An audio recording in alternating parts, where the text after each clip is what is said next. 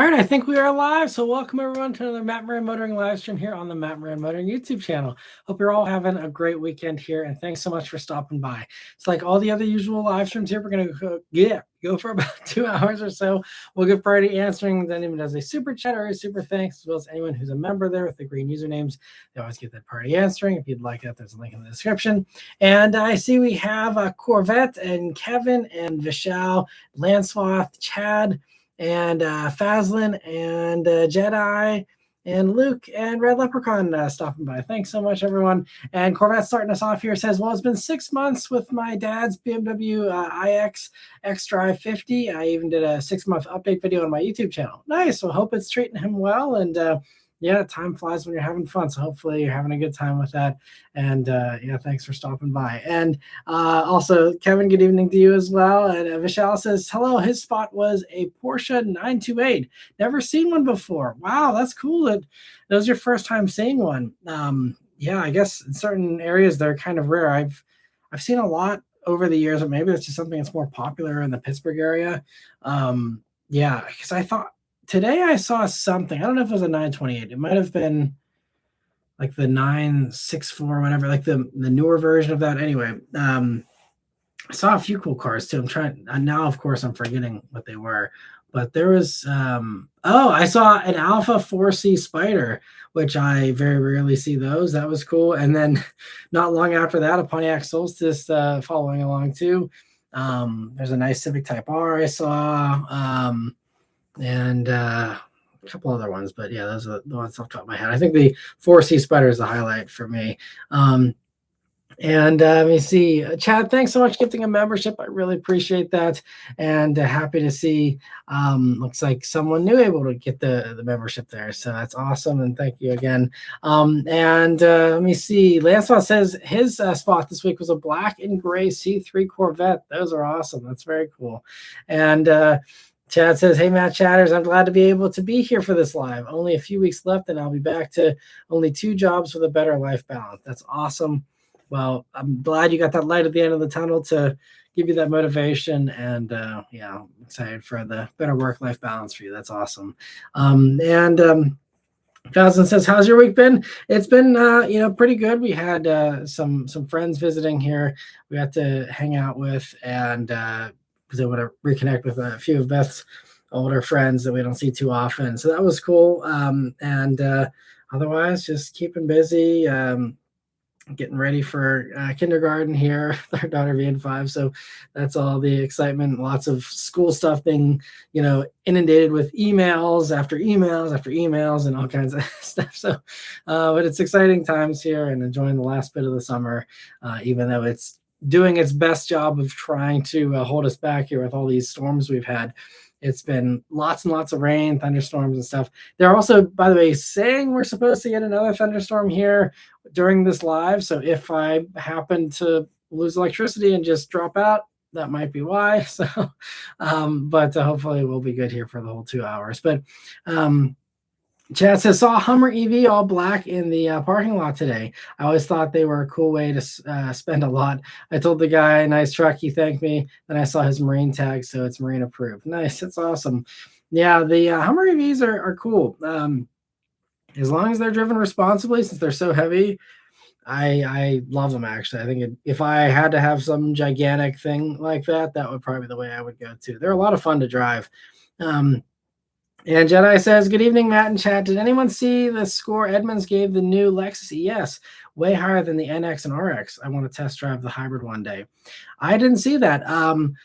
Everything I've heard about the ES is that it's really nicely done. I think some people are just confused as to why the electric version is cheaper than the hybrid. But I think that's it kind of makes sense considering the basis for the electric one and how there's a lot shared with the other EVs. But yeah, ES seems really cool. I'm really impatiently waiting to get one to review here. I really wish I would have had a press car sooner, but just it's been slow with some of the press cars from the one company that supplies some of the stuff. So just waiting and hoping I get a chance here before the end of the year. I also want to do the IS that's been out for what is it, 6 months now. That new IS has been out and running around the press fleet. I just haven't had a chance to get that one yet either. So hoping to do some more Lexuses here this fall. We'll see what happens. And Luke said, "Did you see the picture I sent you as a Mitsusan Rogue Lander?" Right. Yeah. The Mitsubishi, or yeah, I guess it is an actual Mitsubishi, but they call it the Nissan Rogue plug-in hybrid. Yeah, such a weird thing they did with that. But according to Nissan, it's fulfilling its purpose of getting people into the dealer who really want a hybrid from Nissan, and they don't really care what it is, they just want a hybrid Nissan apparently. And for that very narrow niche of people, it's doing its job, and I guess either fooling people or they just don't care that it's a Mitsubishi and they really want it with the Nissan badge for whatever reason, even though Mitsubishi would probably give them a better deal on it. But and they also get the longer warranty with Mitsubishi versus Nissan. So that car makes no sense to me.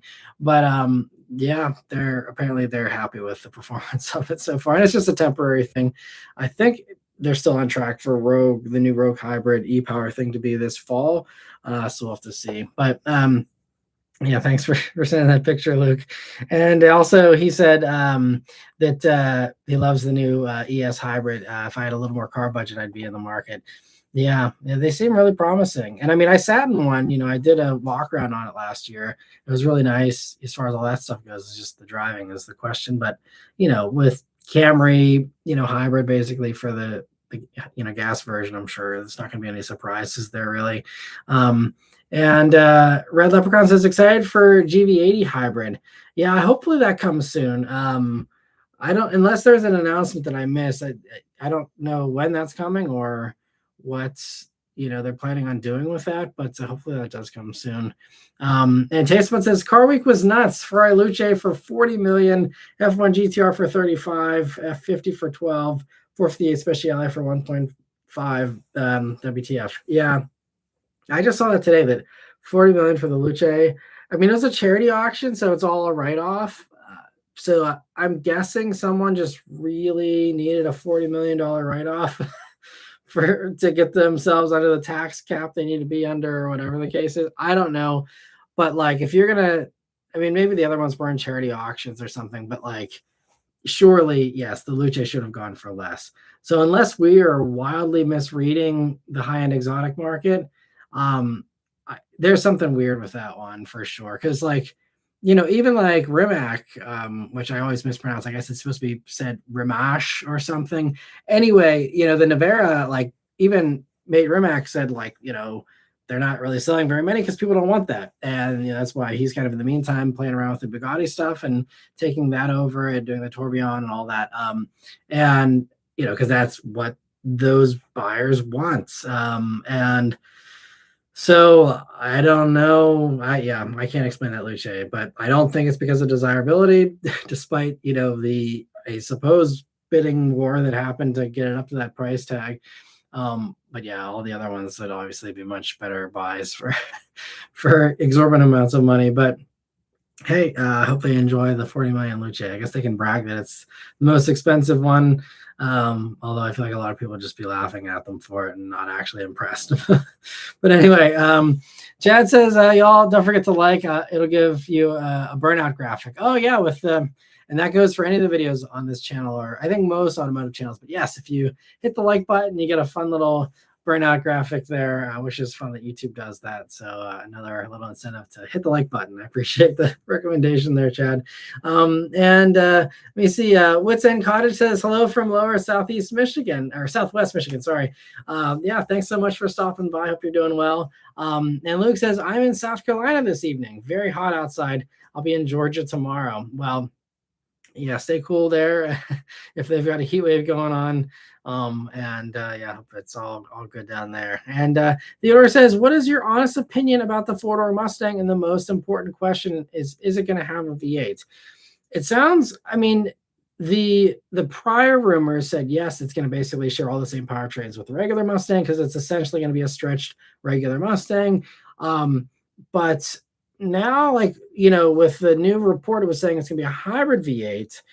And then I saw someone commenting that it seemed like they were in the know, who knows, because there wasn't any verification of who they were or what, but someone was like, they basically, were going to rush out the four-door Mustang, but then they just decided to hold it back, and that apparently we're getting a new two-door Mustang generation here fairly soon, even though typically they run 10 years.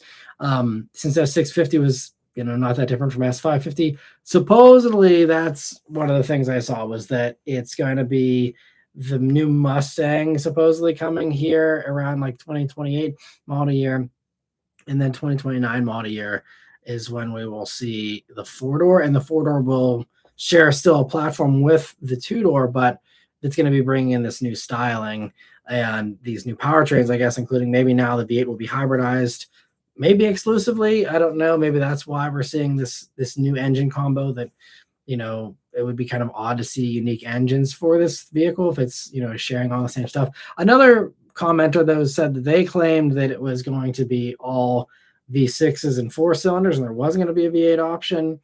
So that's kind of up in the air. But again, I kind of default to, again, what Automotive News is reporting, which is hybrid V8, at least as an option.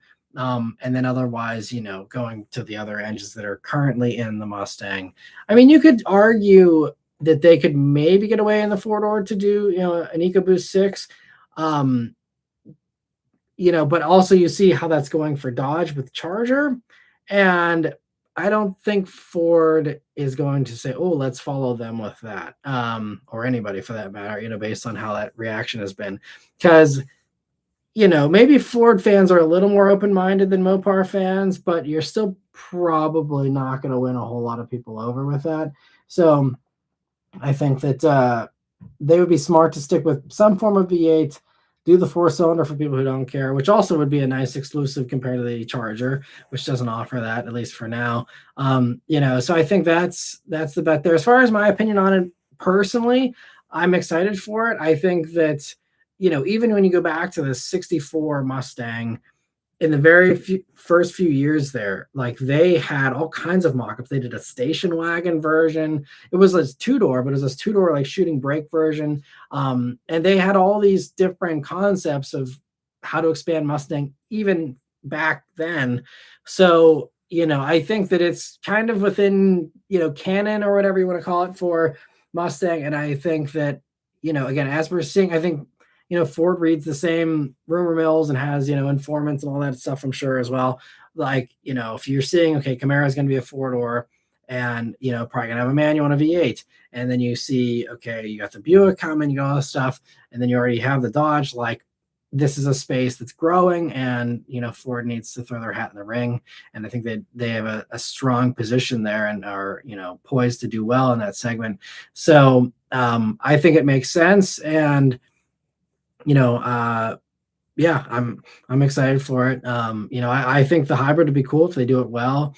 And otherwise, enjoy those other powertrains while we can, and see, if they can kind of advance the ball there. I think also it'd be great to see all-wheel drive finally come to both Mustangs, the four-door and the two-door, because I think they're leaving a lot of buyers on the table there, and doing that with a hybrid make a lot of sense. Doing e-axle kind of thing, to give you that little bit of power in the front just to get you going. Otherwise, have it be heavily rear-wheel drive. I think that would be great. But I'm excited to see what they do with it. But I'm not like mad about it. I think the Mach-E was more, rebellious and heretical, and that ended up being, whatever. I still hate the name of it, but like it turned out to be a good vehicle in my opinion. Obviously, having owned one for 3 years, but yeah, I'm excited for it. And Real SVT Junkie, thanks for stopping by. And Tastebud says spots of the week were two different Alpina BMWs. Nice, a B8 and some SUV, BX5. Yeah, what do they call that? I don't know what they call the Alpina X5. I know what you're talking about. Or maybe it was the X7. I don't know if did they do the X5? Or at least here in the States, maybe? I don't know. Yeah, I'm a little fuzzy on some of the Alpinas these days. But he says, as time goes on, I really appreciate the Alpinas. Perfect dailies. Yeah, I think they do have that understated elegance, while still giving you some nice extra power and differentiating it over the average BMW. So yeah, I hope they do expand that like they're talking about it. I think that's a smart move, and could be really fun. And Luke's curious about the Mustang sedan offering a manual. Yeah, I mean, the rumors I've heard is that it will, but also Ford has said that going forward, everything's going to be hybridized, and so that's what we always come back to with all these new sporty vehicles that come out is can you do the hybrid with a manual? No one has since the Honda CRZ, and most of these more modern hybrid systems just they need the independent control to do whatever they need to do for maximum efficiency and also just to like function properly most of the time. So like I would be concerned if it is going to be only a hybrid V8, then you're not going to have a manual. But if there's a non-hybrid version of that, then I think that probably would happen again as long as it shares those same bones we're expecting it to share. So yeah, we'll see how it all plays out. It'll be interesting. And Michelle says, "Did you see Dodge showed a Charger police pursuit vehicle prototype? Would be cool." Sorry, reloaded the comments, so I lost my spot. I see we had a super chat come in from Chad as well, so I'll get to that in a second. But yeah, so Vishal says it would be cool to see it as a cop car. Not gonna lie, yeah, it looks cool. I mean, they showed it off there, and I mean, it fits right in. And I think a lot of cops, it seems like, still do want sedans, and I know even like the state troopers here in Pennsylvania are still rocking the Tauruses. Some of them have gone to the Charger, like the old Chargers, but like a lot of them are still in the Tauruses, and I know a lot of cops, especially for high speed stuff, an SUV just can't compare. It's not, even if you put a giant motor in it or whatever, like Durangos or whatever, it's just not the same. And I mean, they do less. I feel like on average, cops probably do less high speed pursuits than they used to do. A lot of them are just not engaging in that just because that kind of oftentimes escalates into more carnage versus just letting them go and letting the radio catch them, with someone down the road. But like, but I mean, a lot of them do still like having that capability, and I can understand why, especially these days with more speeders going faster than ever. You got something blowing past you at 90, 100 miles an hour, and you're pulling out from the median there, and then you got to do 100 plus for an extended period of time just to catch a speeder. I think it makes sense. And so also, I think Dodge is probably thirsty to make a deal with them because they have a problem right now with volumes, and they're just not selling a lot. That's a great way with fleet to put a bunch out. I mean, you can't really sell rental units yet because it's again too powerful, too expensive, and rental companies can't market a Dodge Charger as a premium thing, really. So I think they're kind of stuck from a fleet standpoint currently. So I think they make a deal with the cops, that works out because the cops, I'm sure some of them might want a V8, but like, they're all fine with a 6-cylinder. They've been running those in the Explorers and everything else, for a while now, the Tauruses as well. So like, I think, they'd be fine with the engine, and it's got a ton of space. It'd be a great cop car. And then that would move some of those 6-cylinders that they badly need to move. So we'll see. I think some cops, though, they do really appreciate the hybrid thing now with all the idling and stop and go stuff they do. That really saves the fleets on fuel costs, and that's why Ford still offers an Explorer hybrid exclusively for pursuit, or for I don't know if it's pursuit rated, but they do it as a police spec. And so I feel like that would be the only thing, they probably wish there was a hybrid version of the Charger, amazingly enough. But they also do have the option of the Daytona, and it sounds like, none of them really took them up on that. I also remember reading a couple of years ago that Dodge really burned a lot of the police departments because Durangos, believe it or not, were like falling apart and having a bunch of issues. And they were like, this is a proven, tried and true platform. Why is this having quality issues? And I don't know what the deal was, and I'm assuming it got resolved. I never found out the end of the story, but I just remember reading an article about like police are not happy with Dodge with these having to return these brand new Durangos and stuff. And I've seen even around here a lot of the police units have actually gone to Chevy Tahoes, and I don't see very many Durangos around here anymore. So I think Dodge also has to kind of mend some fences there possibly too, and hopefully get back in the cops good graces a little bit with that, and prove to them that it's a reliable product. I think that's really the only thing. I think most cops are ready to go with it, just assuming. It's just a matter of, is it going to be durable enough for police use? And I think they need to really prove that. And since it's a new platform, new engine, all that kind of stuff, it might be a little bit hard to convince, some police officers to, or, sheriffs or whoever makes those orders to, make that leap. But yeah, and I think it'll fit right in once they finally do start turning them out for the cops. And all right, but Chad, thank you so much for a super chat. Actually, two super chats here. First one, he says, 2 weeks away from finishing my mom's house in our backyard. I was the contractor, so I'm super excited to not go to the permit office regularly. Nice. Well, that's awesome that you must be very handy. I'm impressed. And yeah, that's awesome that you're helping your mom out there with that too. And yeah, kudos to you for doing that. And hopefully it all goes smoothly here for the last 2 weeks. And also for another super chat, thank you so much for that. He says, from previous experience, cops don't care about rear room. Yeah, they definitely don't care about leg room, but they do need enough storage space for all their stuff in the trunk. And that's kind of what I was referring to with the Charger. It has that nice big hatch. So there's that nice part, because I do have to carry a lot of crap in the back, for responding to traffic accidents, responding to, medical emergencies, all those various things they need to do. So, but yeah, I think it's it would definitely be a little bit of an upgrade over the old, Tauruses and stuff. And let me see. So where were we here? So Chad says, is there another vehicle lineage other than the Chrysler Pacifica that went from an SUV to a minivan? That's a good car trivia question.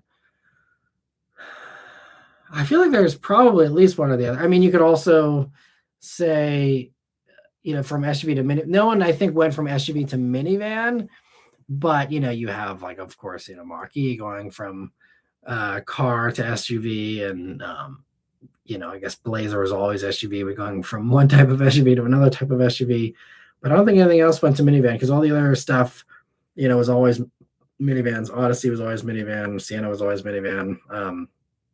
And yeah, I don't think there's any of the other ones. So I think it's probably only Pacifica. And excuse me, Witsen says, any insights or know any insights on the Mazda CX-40? I haven't heard anything about a CX-40. That's just, I guess, the evolution of the CX-30, maybe. I think I heard something about that for Europe a while back. Because they have the different ones over there, where they have CX-60, which is a narrow-bodied, CX-70 and CX-90, and I think also slightly shorter, if I remember correctly. And so there's little differences, but so maybe they're going to get a CX-40. I'm not sure. I'm sorry. I'm totally clueless on that, unfortunately. So no idea. Let me see. And Vishal says, we haven't gotten a drop of rain in my area of Dallas-Fort Worth in over a month now. Pretty crazy. That is crazy. That was us last year, and that's usually the way it is here. This has just been hands down the most rainy July and August that I ever can remember. Usually in Pittsburgh here, it's a pretty typical summer. You have a few summer thunderstorms, but not all the time. You've usually got a little bit of a drought. The grass turns brown for a little bit, unless you're out there watering every day or whatever. But it's always usually pretty typical. And this year was all over the place. And yeah, just tons of rain. So I'm sure the farmers around here are very happy, as long as it's not too much rain. But I think it's been okay. We did have a few down trees here earlier today from some storms and branches and all that kind of stuff blown around. But thankfully, I think things are pretty mild. They always are like, oh, we're going to have tornadoes and stuff. And it turns out it's not usually quite that bad most of the time. But yeah, so hopefully you guys get some rain, though. I'm sure you could use it down there.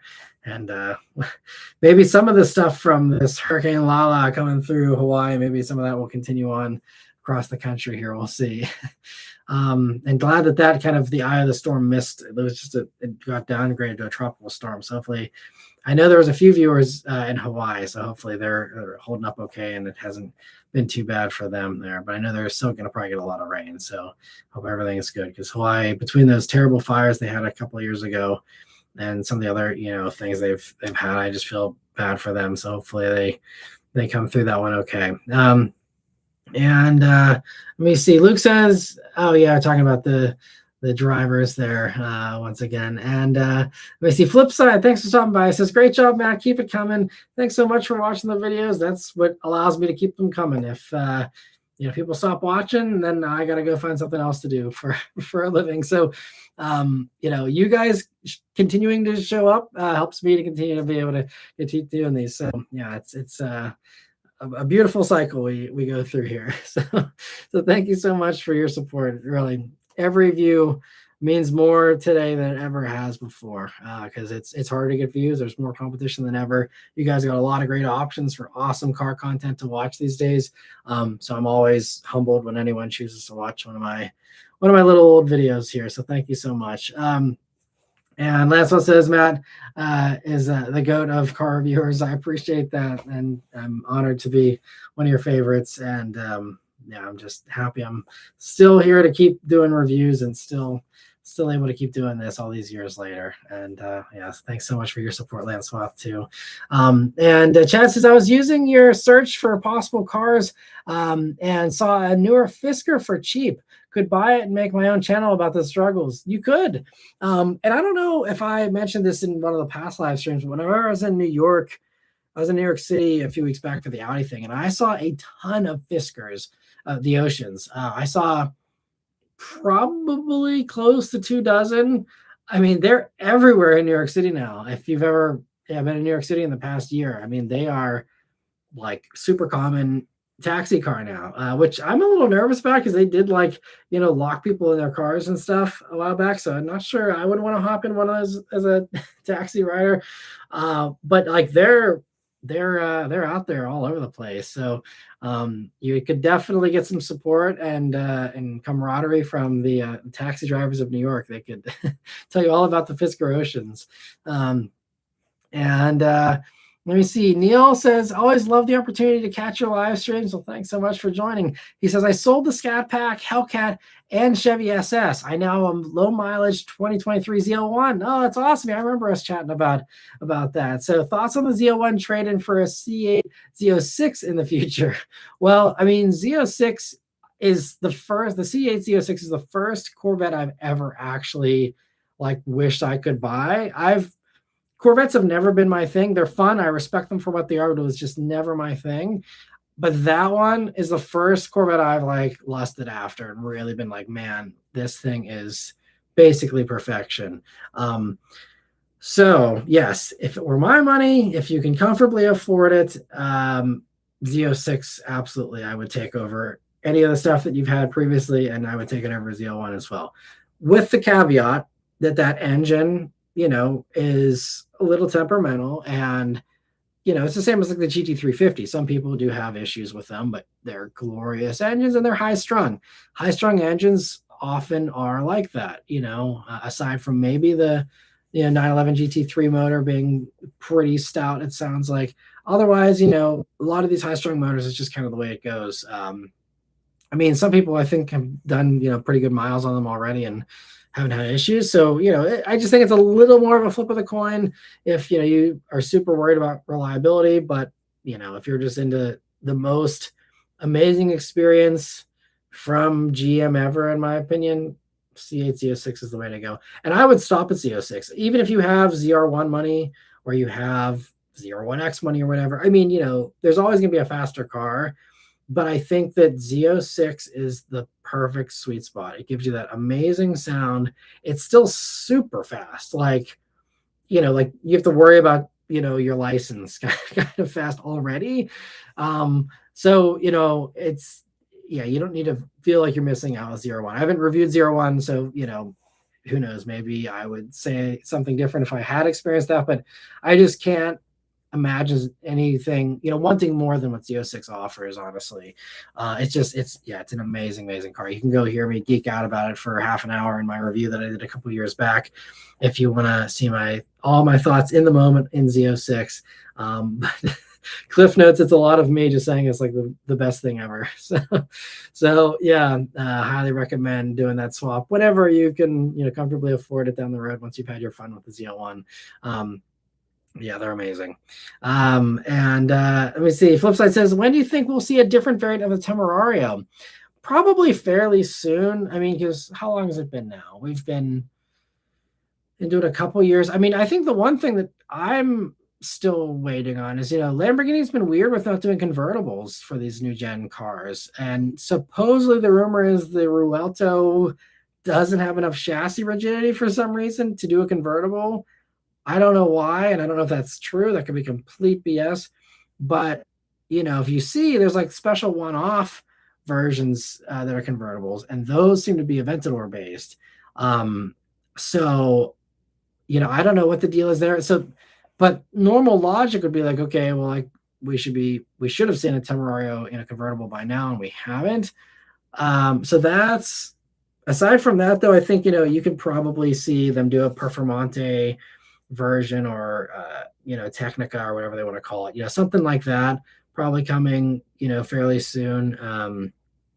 And maybe they do a Superleggera, something like that. I don't know. But, they always have stuff like that up their sleeve. I'm sure they'll do something like that, pretty soon. But I think it's also, Temerario, I don't know how you guys feel about it, but, it seems like it's kind of a mixed reception to that car. Just even talking to people that have driven it and then, just also getting just impressions of others online, it just seems like it's a little non-ideal. Even Jason Camisa was just, complaining about it with he did a little video about it.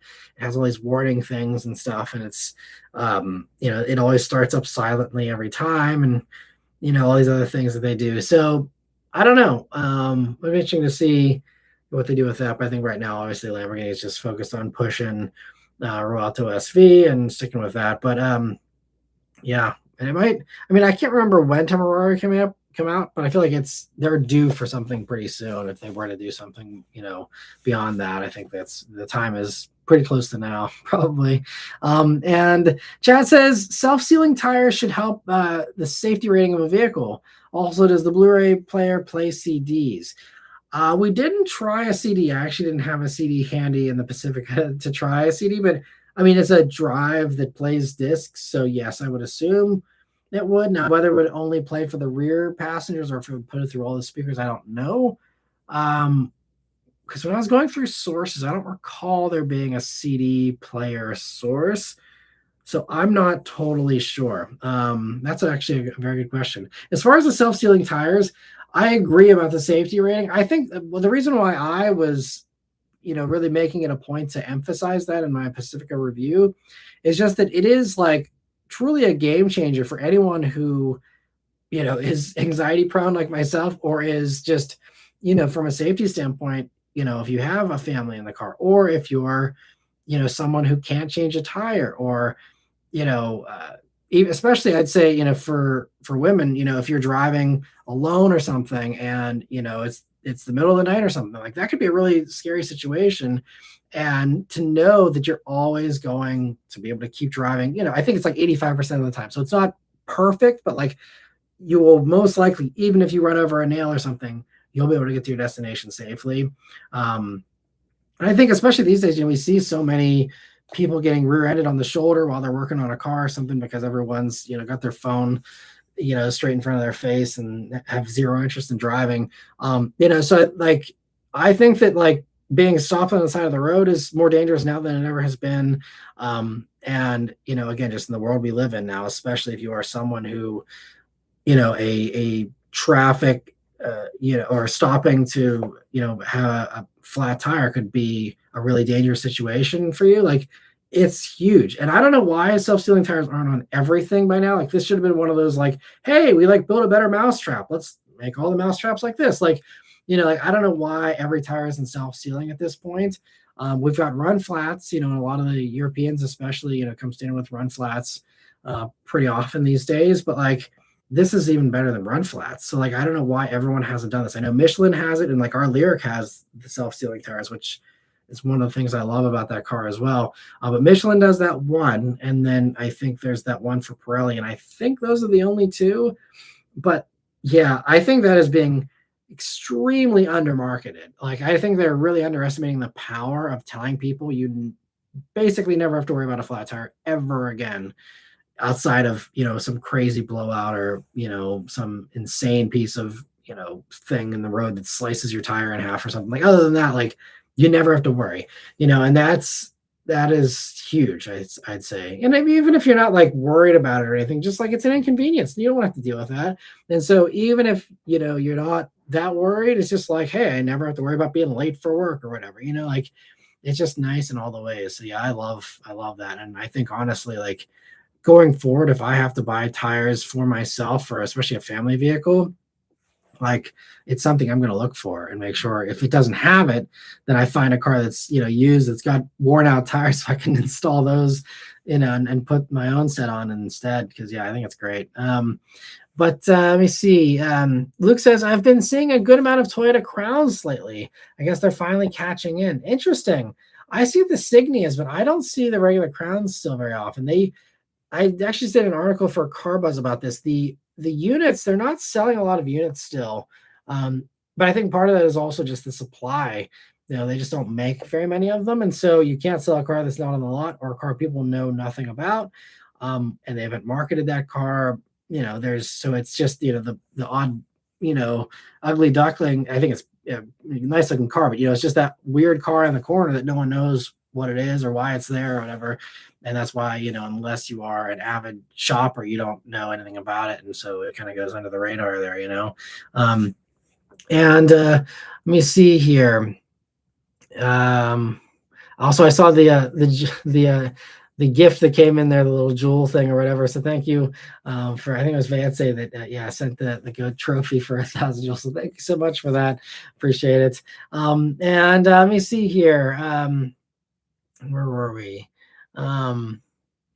So Chad says, I think calling the four-door Mustang a show or something else would be better, but a good new vehicle is a good new vehicle. Yeah, I think, there's all kinds of things. I didn't have to do the Mustang thing with it, but yeah, even if they wanted to do some kind of Mustang, I think the Mach 4 is just kind of a weird thing. And again, you're also bringing in the baggage of Mach E with that.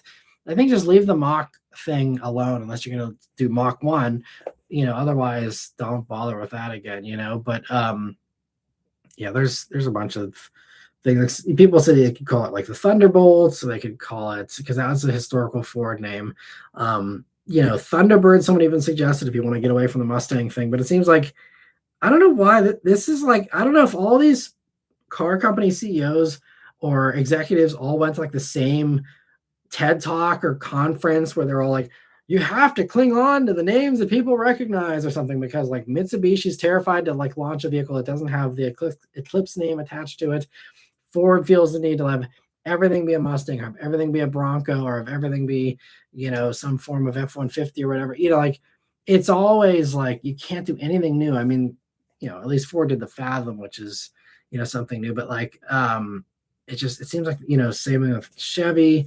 Like, why not call the Silverado EV the Avalanche? It literally has the same kind of like mid-gate thing as the Avalanche. Like, that car should have been called the Avalanche. It should not have been the Silverado EV. But it's like, oh, well, if we don't put Silverado on it, people aren't going to know what it is. It's like, it's a Chevy truck. Doesn't matter what it's called. So call it something cooler and call it something that actually fits, instead of, always being so terrified. It's like they're hanging on to their parent, like clinging onto their leg, like, no, I'm scared to be on my own. Please don't make me go on my own. I gotta like always cling on to these big parental names that keep me safe. And it's like, just try something on its own, and I think it'll be okay. People like a little originality. This is why everyone's so burned out with sequels and everything else. It's like, try something new. But anyway, I totally agree, Chad.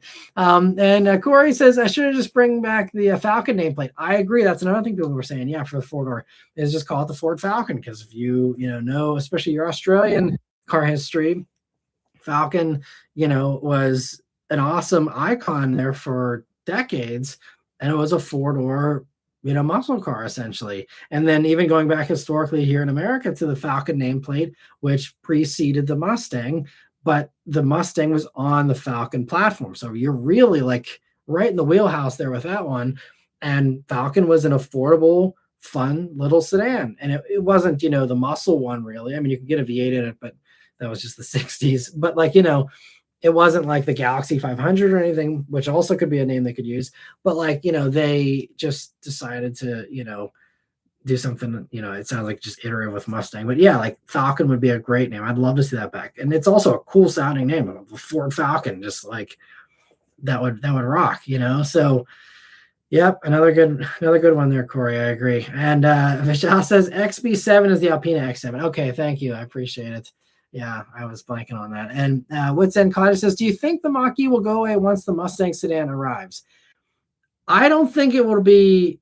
I don't think it's going to go away because of Mustang sedan. Mach-E could go away, but again, with all the talk of how they're saying they want to keep expanding the Mustang name, unless their idea of expansion is add one while subtracting one, so you're even Steven, maybe. But like, I think if anything gets rid of Mach-E, it's just going to be all the other vehicles on this new electric platform that the Fathom is rolling out. They've already said, I think that they're doing a minimum of like 3 or 4 other vehicles on that platform, but they could do up to 8.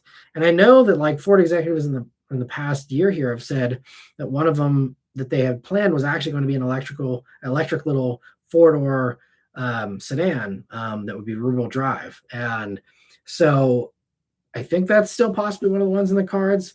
And that would be more faithful to Mach-E, if they're trying to stick with Mustang branding and have an electric Mustang. You have Mach 4, which is the 4-door gas, and you could have Mach-E, which is 4-door electric, and then do something different for the SUV. But we could also see just a new Mach-E finally come that's just going to be on that platform, and that's just one of the recipients of that new next-gen platform, which is probably the most likely case. I think they will keep Mach-E going because commercially it's been a pretty good success for them. I know all the media sites want to, say, oh, it's plummeting and stuff, but it's outselling the regular Mustang easily, which isn't a huge accomplishment, but it's definitely always sold better than regular Mustang has, aside from a few odd months here and there as outliers. But like, Mach-E has done well for them. It's just like any other old car now. It's been out, they revealed it in end of 2019. It's been in production now. 21 was the first model year. So we're, 5 years in, like most cars get a new generation by this point. So I think that Mach-E's dwindling successes right now are just that, they're out there, they're old, they're dated. They haven't really done a whole lot to update them. Even the 25 update was very minor. They're trying to pull a Tesla with that, and that's probably only going to work if you've got the Tesla cult behind you, because otherwise, people aren't that loyal to Mach-E. Case in point with us going and saying we can get a Lyriq for less money than a Mach-E lease. Well, we're going to go for the Lyriq, because why would you not go for a $64,000 luxury vehicle over, a $50,000 Ford? So anyway, so I don't think the sedan is going to replace the Mach-E necessarily. But Vishal says, I remembered my other 2 spots, a CRZ and an i8. Crazy how modern the i8 still looks, very ahead of its time. I know, I agree, because I just saw an i8 Roadster a few weeks back, and same deal. I was like, man, it looks so good. And those are actually pretty, not cheap, but they're like pretty affordable on the used market.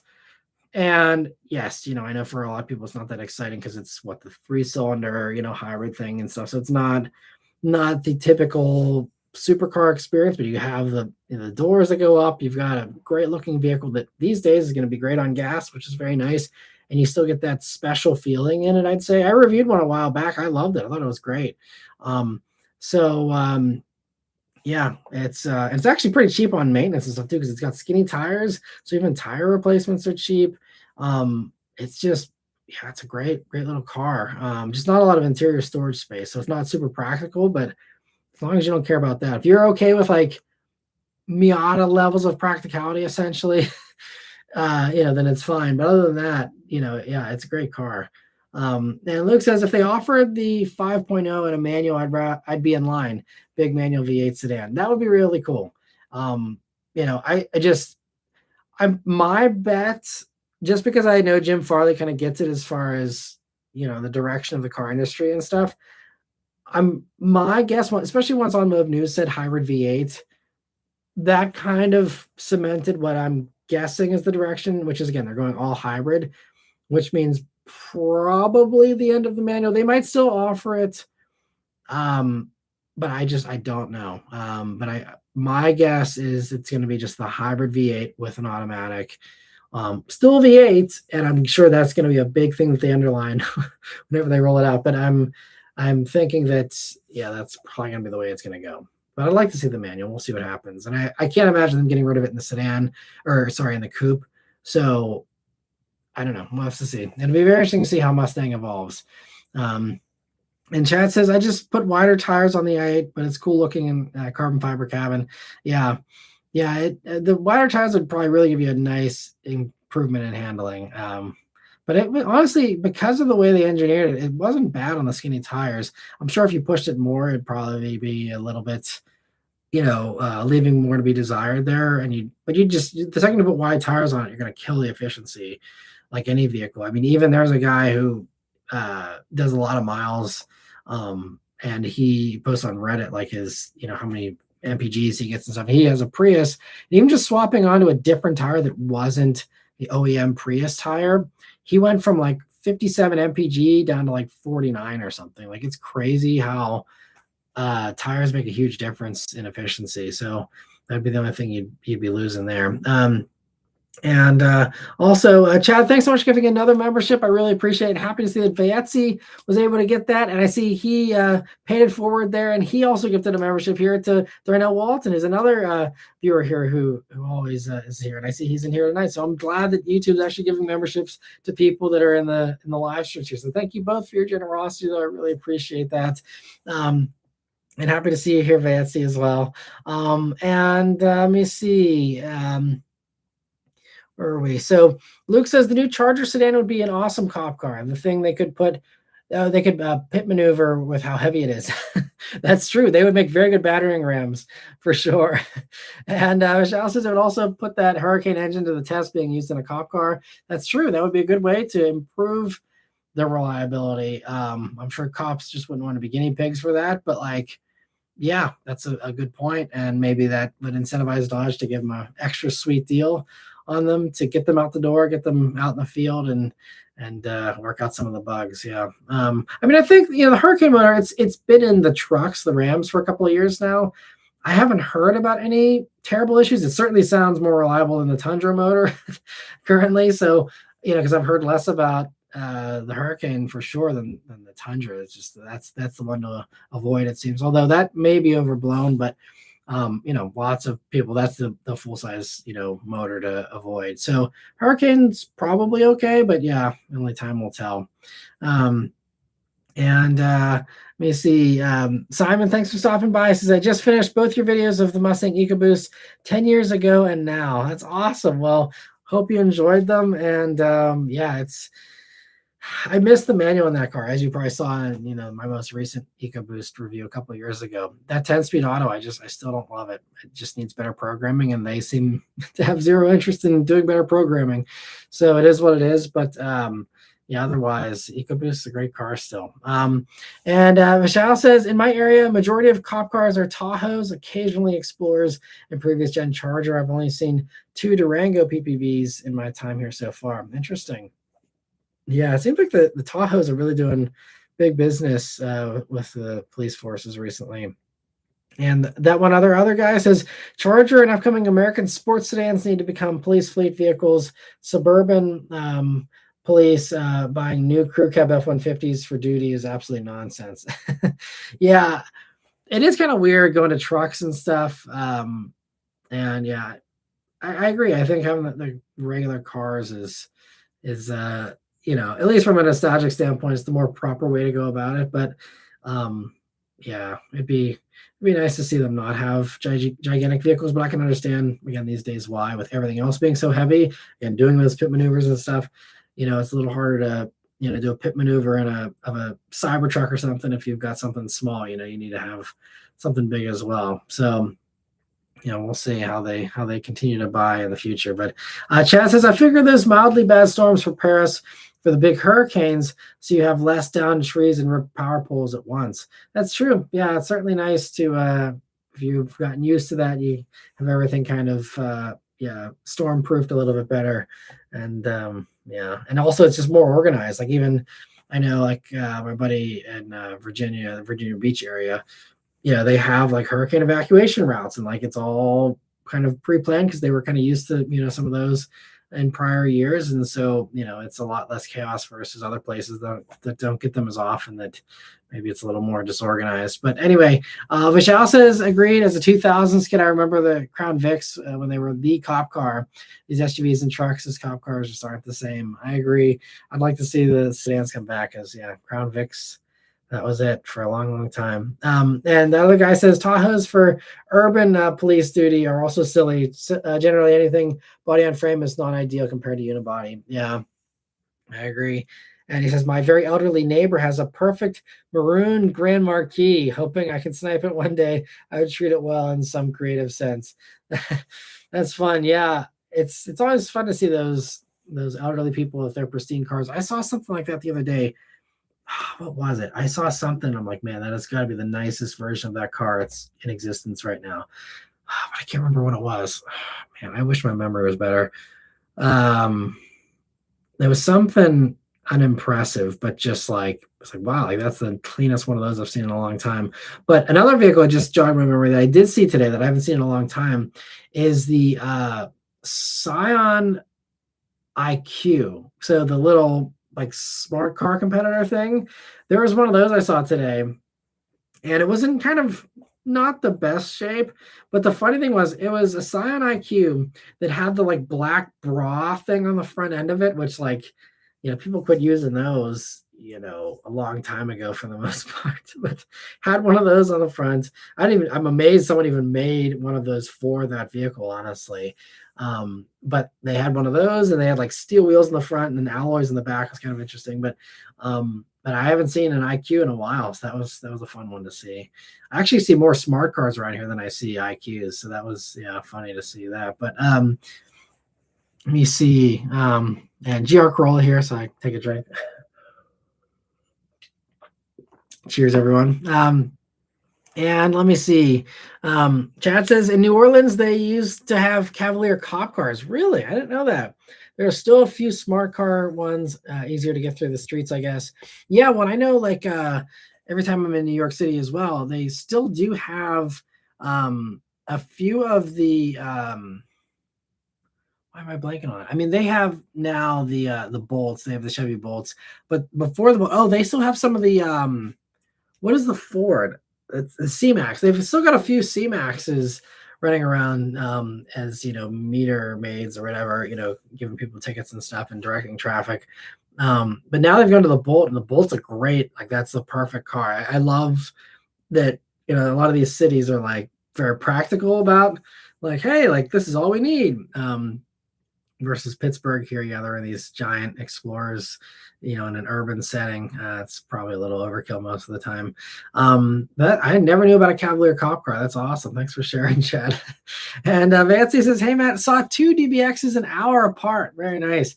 British racing green with yellow calipers and a bright blue. Both are, beautiful combos. Man, I'm jealous. That's the one brand I don't see very many Aston Martins. It's, of course, like my favorite brands are Aston and Ferrari. And those are the two that I hardly ever see around here because we have no dealers. Closest Aston dealer is in Cleveland, 2 hours away. Closest Ferrari dealer is in Columbus, which is 3.5 hours away. And so as a result, people around here just don't have any easy servicing, so they don't buy them. We've got a Bentley dealer 20 minutes away, so I see my fair share of Bentleys around here these days. And even Lotus we've got a bunch of stuff, but my two favorite brands I never see most of the time. So that's awesome. Very jealous, Fancy. And that other guy says small is smart for urban and police, as is narrow land yacht as a liability. Yeah, I agree. And also just yeah, it's a pain to have to park and maneuver. I'm sure that these police officers just like things to be as easy as possible. And so yeah, I mean the Charger is big, so it's not going to be a great solution there, but it will at least be better for the high speed stuff. Um, yeah, Luke says, I'm considering Michelin cross climate tires for my Maverick before this winter. Factory tires are about halfway, but the winter we had last year, and me living on a hill, I want something better. Yeah, I mean, I haven't heard too much about those, but I know Michelin makes great tires, so I have no doubt that's probably, a pretty good one for that. I think, as far as winter tires goes, I know in the past I always liked the Dunlop Winter Sport. Back in the day was a really good one. Blizzak's always a good one. And then there's one other one. I can't remember what I put something else on Beth's car for winter tires back in the day, but I can't remember what that had. But yeah, I don't know. Like I agree with you about like this winter. It might be crazy because with how much rain we've gotten this summer, maybe it's going to be a dry winter because we're getting rid of all the water now. I don't know, but like if the wetness keeps up here, then I'm guessing we're going to have a crazy winter as far as precipitation goes. So it'd probably be a good idea to get top-notch tires for sure. But I don't know much about the cross climates. And the other guy says cross climate twos are still magic and worth it if you see appreciable snow. I've talked 4 separate friends and family into buying them. Okay, well, thank you for your instant feedback on that. That's awesome.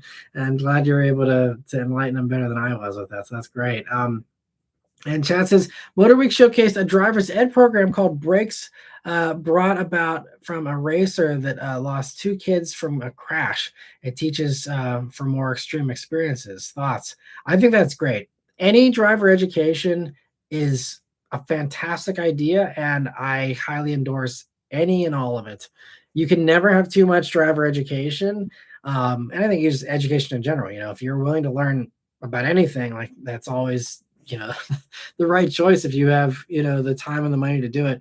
But yeah, I love that. I'm very much again, we'll see how much driving my daughter will even have the opportunity to do in 11 years here, depending on how autonomous cars continue. But yeah, I'm planning on doing a lot of driver training stuff for her. Even Beth, I'd love to take Beth to a driver education course and like really kind of hone her skills because she's never really been in any kind of emergency scenarios or anything. And I mean she had one time where she like accidentally did like a 360 because the road was like super icy and she was just like there was nothing she could do. Once you hit ice sometimes you're powerless anyway, but like but I would love to take her to something like that. And it used to be that I'd get like offers and opportunities to do stuff. And I actually I was going to do a thing with one of the tire companies earlier this year, but just the unfortunately the timing didn't work out. I had a conflict on the schedule that I wasn't able to overcome. But I really want to do another course even myself because I love how it keeps your skills sharp. And it's very important. I think the more prepared you are, the better you'll fare the next time you're in a crazy situation. And it's just always going to be prepared. So I love that. That's awesome. And I will definitely look into that program in 10 or 11 years if it's still available and it's needed. If people are still getting their driver's licenses in large numbers by that point. But yeah, and let me see here. So Darnell says the 4-door Mustang we call Mustang Plus. That's very techy, but I wouldn't be surprised these days either. And let me see. Lancelot's heard of that program about the driver's ed. That's great. And Vince says, I saw the Aussie version of the SS today. It's really amazing looking. Oh, nice. So was it just someone who did the the Holden Commodore. Did they do the conversion maybe? Because I know I had a buddy that had an SS and he did the conversion with the Holden badges and it was kind of cool. But I don't know if it was that or if you saw the Chevy Caprice, which were only police cars, back was a 10 or so years ago, and then people are just now buying the former police cars because they never sold it, commercially here to consumers. But either way, both are cool. I love all those big rear-wheel drive sedans. I think that's why I'm excited for this renaissance of that. Just the fact that CT5 is even coming back as a gift in and of itself, and the fact it's bringing a Buick and it's bringing a Chevy, and we got the Mustang, on deck here. I mean, it's gonna be sweet. I'm excited. And Darnell says a sedan with a Mustang front and Mustang rear does make sense. I think it works similar to the Porsche four-door. Yeah, I think there's all kinds of opportunities to do that for a bunch of brands, but I mean, yeah, I can't blame them for that for sure. And Luke says I think four-door Mustang should be called Falcon 500 or Gran Torino. Gran Torino would be cool too. That'd be fun. And Typhoon says they may not have copyrights to Falcon anymore. Yeah, I don't know. I think they do. Also, like brands typically do secure their historical names and continue to, keep those going so that they can just license them, do merchandising, all that kind of stuff. So I think that they probably have Falcon still, but I could be wrong. Maybe they don't. I don't know. And Typhoon says, isn't the Mach-E already a four-door Mustang? It is for sure. So it's more so that's why even with when I talk about it, I say, the four-door sedan version. Because yes, even the Ford these days likes to pretend like it's not a four-door Mustang. They've kind of reversed course on that. It absolutely is, even if it's a little different there. And let me see. And yeah, I see Vancy says, yeah, the gift that keeps on giving with the membership. So yeah, thank you again for that. And let me see, New Wave Theo says, or New Wave, yeah, Theo, I think, says, are there any new cars that do not have telemetry / telemetrics tracking that is sent out from the car out to the internet manufacturer? Well, I think the Slate is marketing itself as it's going to have that here when that comes out. I think so. I mean, the different cars do it to different degrees because like every car doesn't have built-in Wi-Fi or anything. So like there's limited amounts, and also a lot of the telematics requires a data connection, which you have to pay for. And so after the trial period or whatever, which some cars have like really long trial periods, but after the trial period, like unless they are just paying for it to like snoop on you, like you're at least as far as your side goes, you're not paying for that connection, so you shouldn't be really having any data transfer.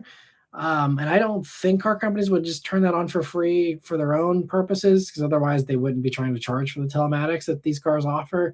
So I'm guessing you could turn it off. I don't know. Obviously, some of these things are baked in as far as like the connected features and stuff, but if you don't care about that stuff, I feel like there might be a way to at least let those things expire after the trial period, and then you kind of, cut some of that stuff off that way. As far as the other telemetry stuff, though, I just honestly, I don't know how much, because I think various cars have it in various degrees, and how many of them actually send it back. And there's still limits on that, because GM just had this giant lawsuit against them that they lost, that they were selling that stuff to insurance companies and everything, and there was a violation of privacy there. So I think the fact that they lost that is a kind of a landmark case in a way for these things. Like, okay, GM got hammered for that, and I'm sure there will be others that also get hammered for that eventually, because they've all probably been doing it. But like, I think that should maybe cause them to pump the brakes a little bit on some of that stuff. And the other thing I'll say about that though is they all get it one way or another. If nothing else, the phones that we all have are still kind of providing a lot of that stuff. And even if the car companies aren't a recipient of that, that data is still going to be sold on the market. Your data is still sold as long as you have a smartphone that's connected.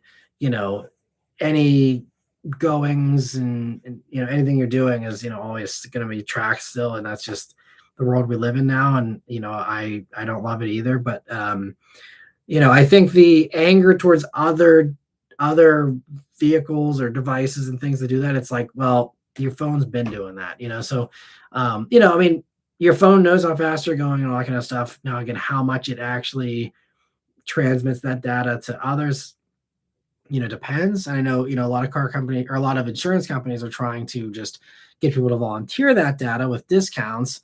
Um, and that's, something that, allows them to kind of get that stuff legally and, in a full disclosure kind of manner. And you do get a discount on your insurance as a result of that. But I've also heard of stories where that kind of bites people in the butt.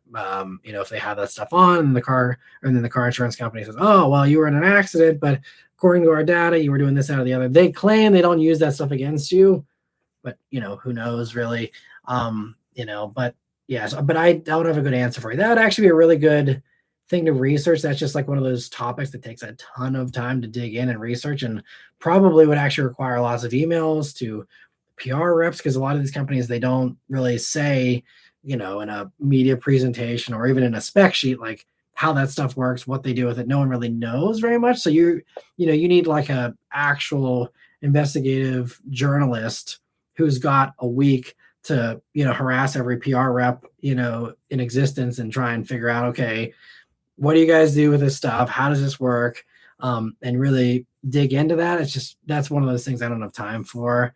Um, People that have better work-life balances probably could, look into that, and if they're not busy feeding the beast like I am here with, content, they could probably do stuff like that. But I would love to know the answer myself, because I think it's getting more and more important. But that is one thing that Slate has marketed themselves as, like it's going to be unconnected.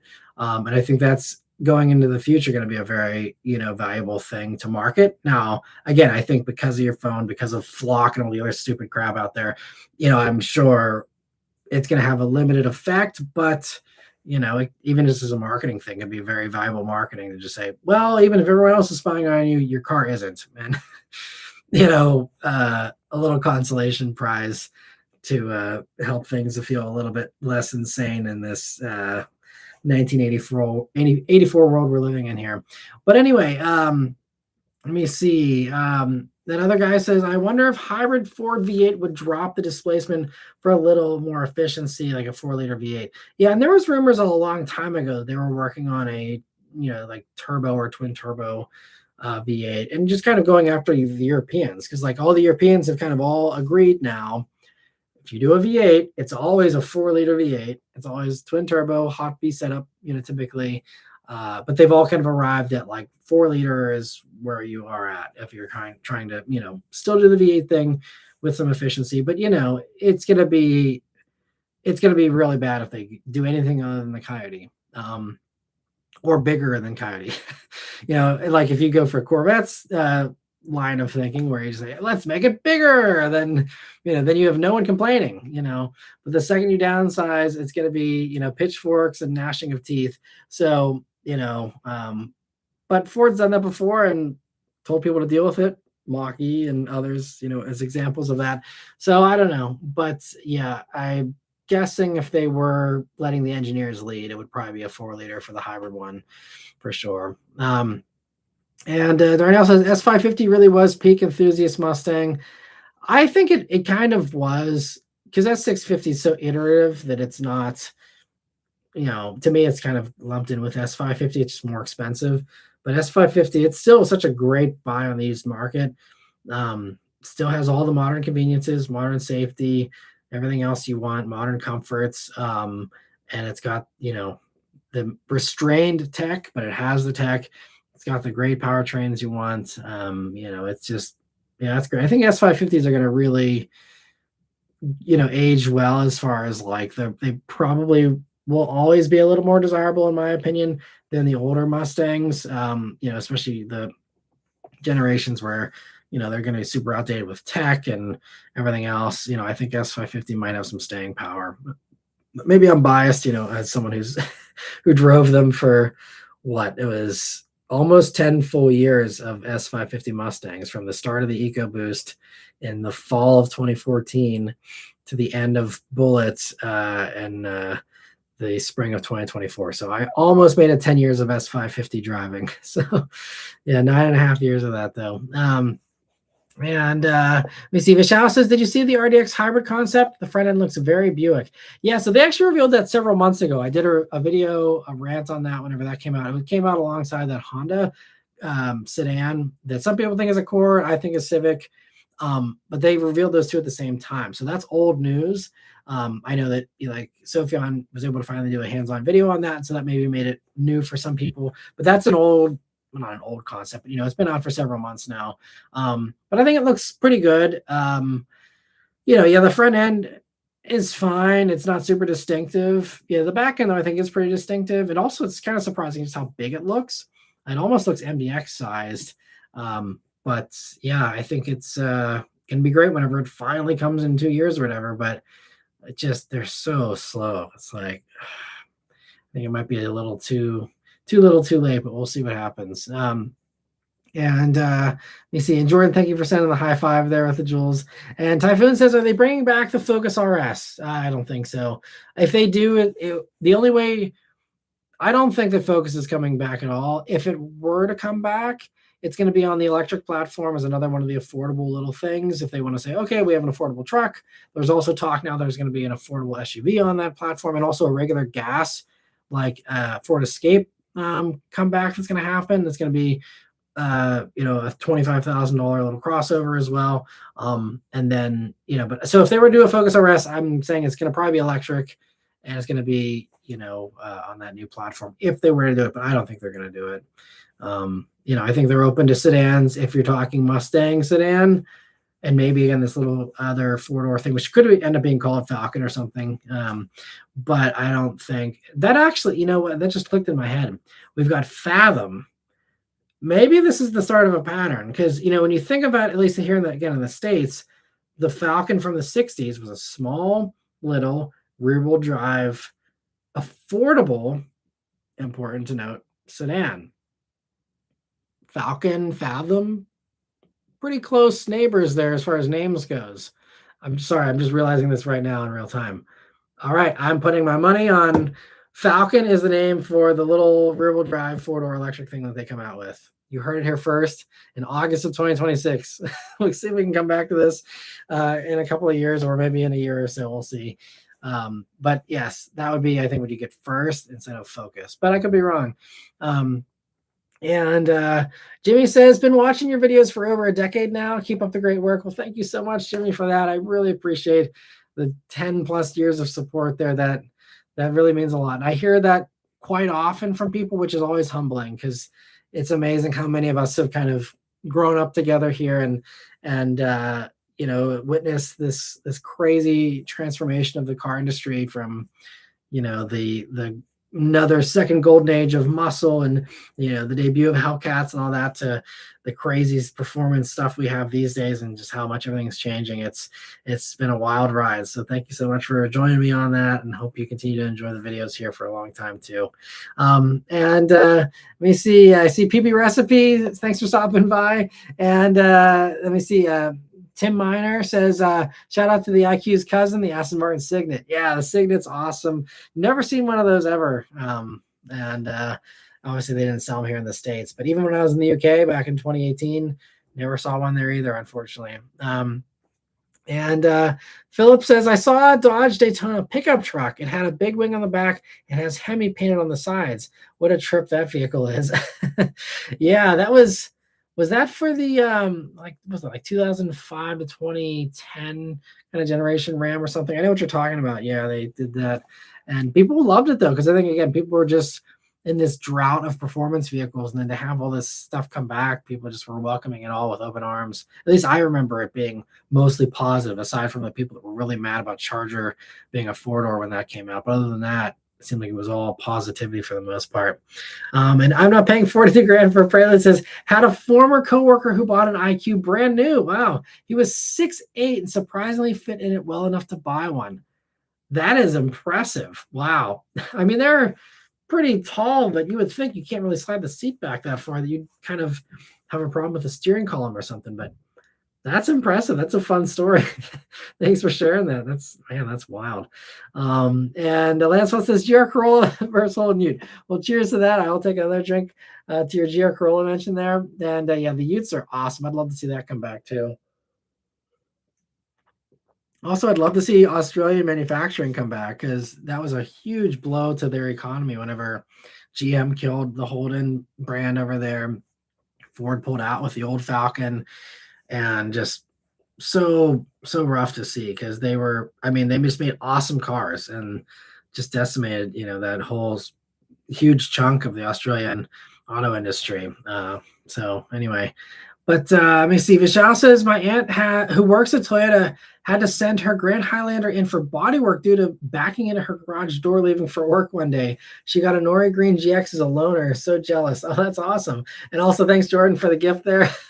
The turtle that was looked like it was drinking yeah, he said stay hydrated, so it was drinking some water there for a second. It kind of looked like a gin bottle. But that's just me, I guess. So thanks for sending that, Jordan. And Chad says the only Florida man news I saw lately was a guy trying to get out of a ticket because he needed to get to Buc-ee's, other than the guy running from the cops and getting eaten by an alligator. I hadn't heard that story. Wow, that's yeah, Florida man never disappoints. It's wild. And now there's like, I think Lancelot every once in a while will send me a Florida story because now he's on the lookout for them.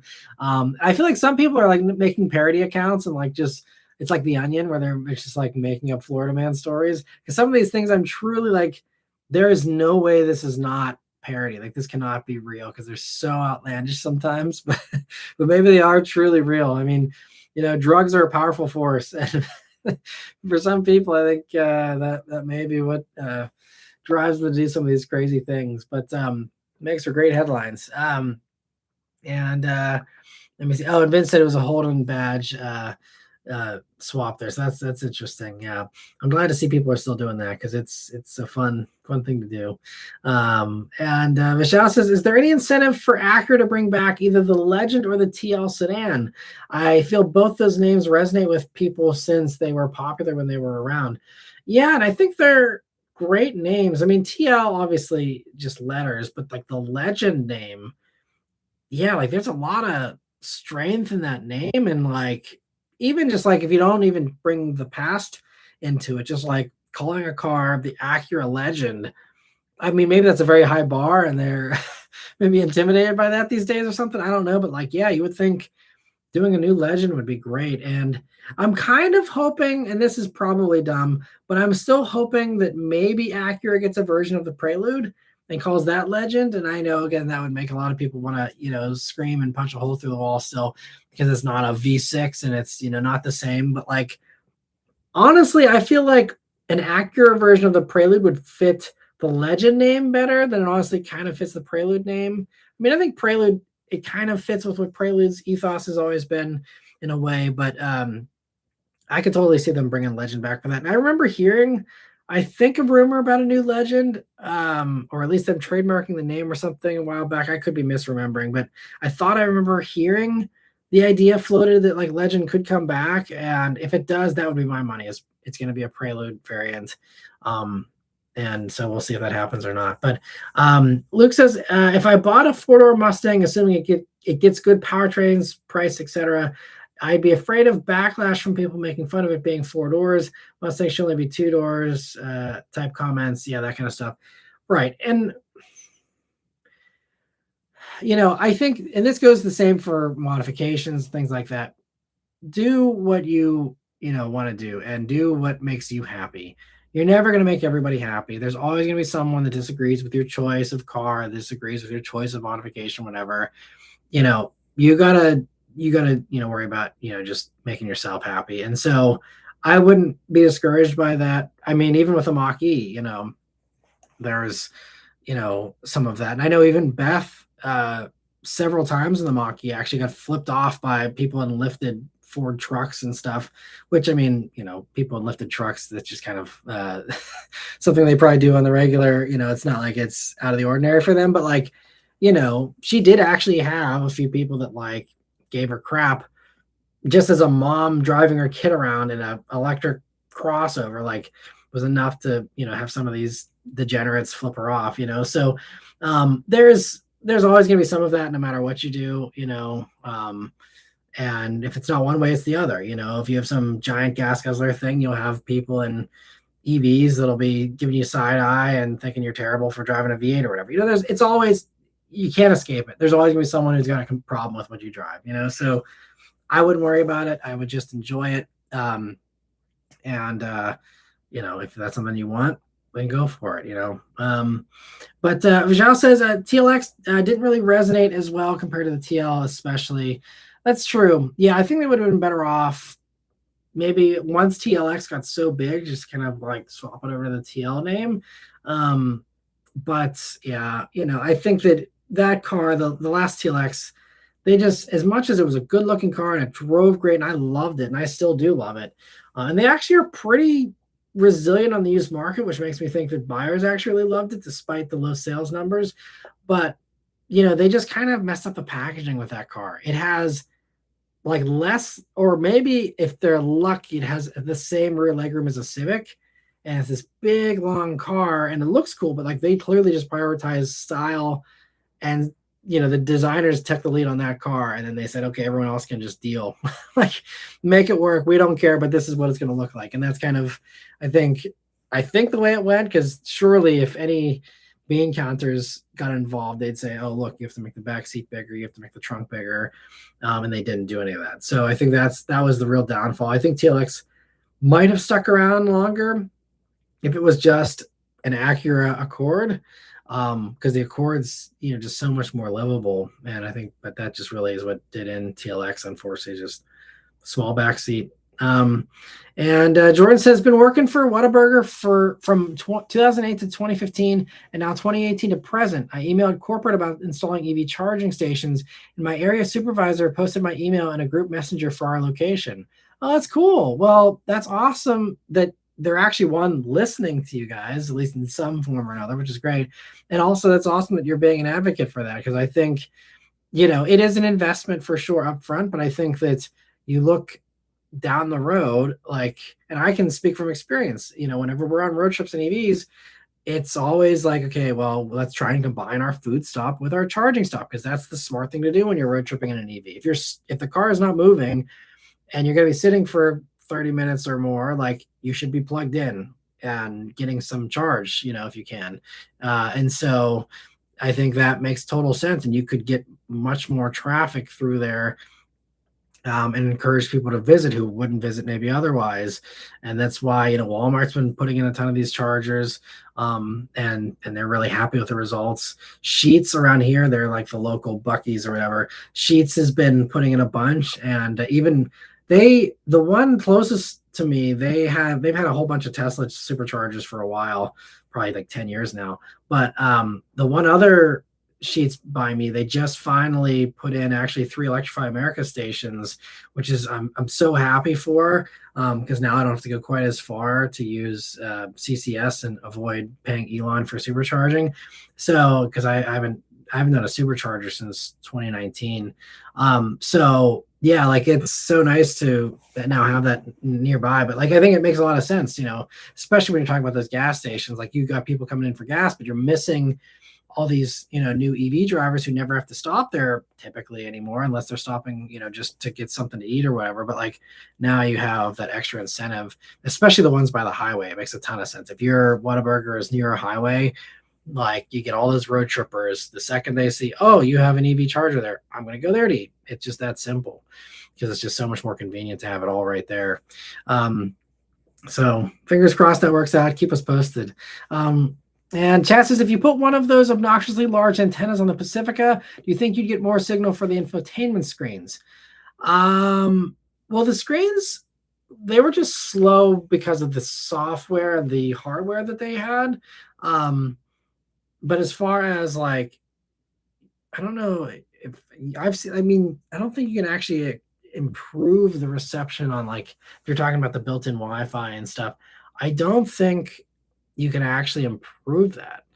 Maybe there's an aftermarket solution, but I've never seen anything like that. The only extra antennas I see are like the weather hunters and, people like that who are having CB radio antennas and ham radio and stuff like that, but I've never seen anything for like a Wi-Fi extender for those, because usually a lot of that telematics stuff is baked in.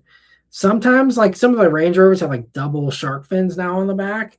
So one of them's for like satellite radio and stuff, and the other one is for the data connection. So but like I don't think there's really anyone who offers a way to make that longer, and I don't know if that actually helps at all either.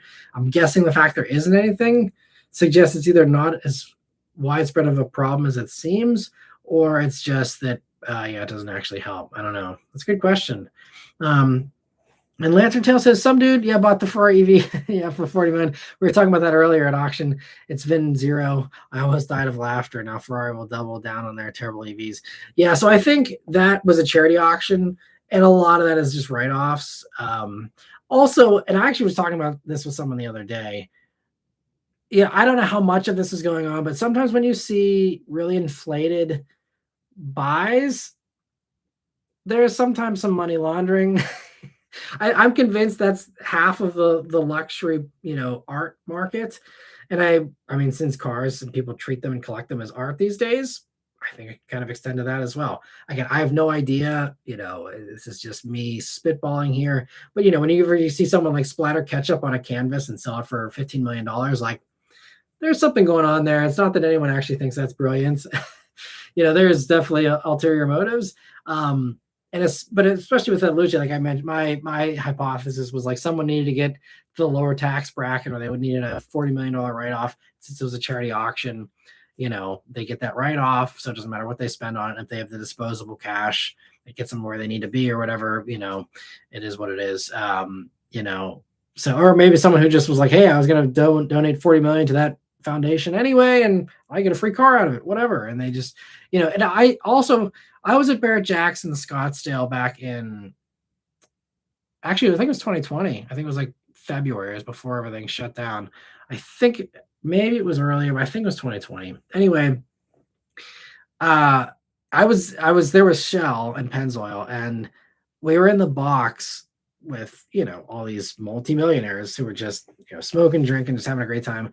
I mean, there was people just like bidding against their buddies just to like one up them, or like being like, oh, I don't like that guy, I'm gonna bid 5 million more, like that kind of stuff. Like there is absolutely like petty crap like that goes on too. So like it's not out of the realm of possibility that $40 million Luce was just like two people who hate each other's guts that have more money than they know what to do with. They were just one upping each other, and one finally said uncle. It could be something as stupid as that. They both might have been drunk out of their minds. Like, it's, who knows, maybe it's someone who truly just like thinks it's worth that much. But like clearly usually when there's a disconnect of like, this doesn't make sense, it's either like there's a sketchy reason or there's a dumb reason. Maybe a combination of both. But like, I don't think that was legit, considering, again, someone mentioned earlier, all the other stuff that went, Ferrari F50 is going for less money and stuff. That's not normal. There's something going on there for sure. 100%. I would say there's something going on there. Maybe it's something positive. Again, maybe someone's just super excited about that foundation, and again, just was going to donate, that kind of money anyway. I mean, that kind of stuff happens too. People do randomly drop huge amounts of money and donate. Like Jeff Bezos' ex-wife, she's gifting away, the half of his fortune that she got. She's giving away a large chunk of it. Could be someone like that. It's just like, hey, sure, I'll be the contrarian. I'll be the one that ruffles feathers. Let me bid $40 million in this car everyone hates because I'm giving the money away anyway, or something like that. Maybe she bought it or something. That'd be awesome. But yeah. But no, I think it's, the Luce, Ferrari is kind of, if you've heard about this with like other billionaires and stuff, it's like once you are so successful, it really warps your reality, and you're not getting real feedback. And I mean, we could also extend this to other things, but I'll leave it with just the realm of cars. Ferrari, anything they put out, they know that they have a bunch of customers that are wanting to stay in their good graces, because one, it's very financially beneficial for those other people, because any of those special cars, the Monza SP2, the Daytona SP3, all these things, you can flip those things and make millions. You pay Ferrari $1 million for it, you sell it at an auction like this week for 2 or 3 million easy, So one, I mean, these people are, even if they're throwing money away on all these other cars they don't actually want, like you flip all that stuff, they all hold their value for the most part. You very rarely get burned on any of them as far as resale. So it's like, again, if you, it's one of these things, if you have money, then you can make more. It's just like it's a money printer. So they have that, and because that's the reality for these cars, then Ferrari doesn't have to actually make anything good. As long as it's remotely desirable enough to keep people hooked, to keep this cycle going of propping up values almost artificially, then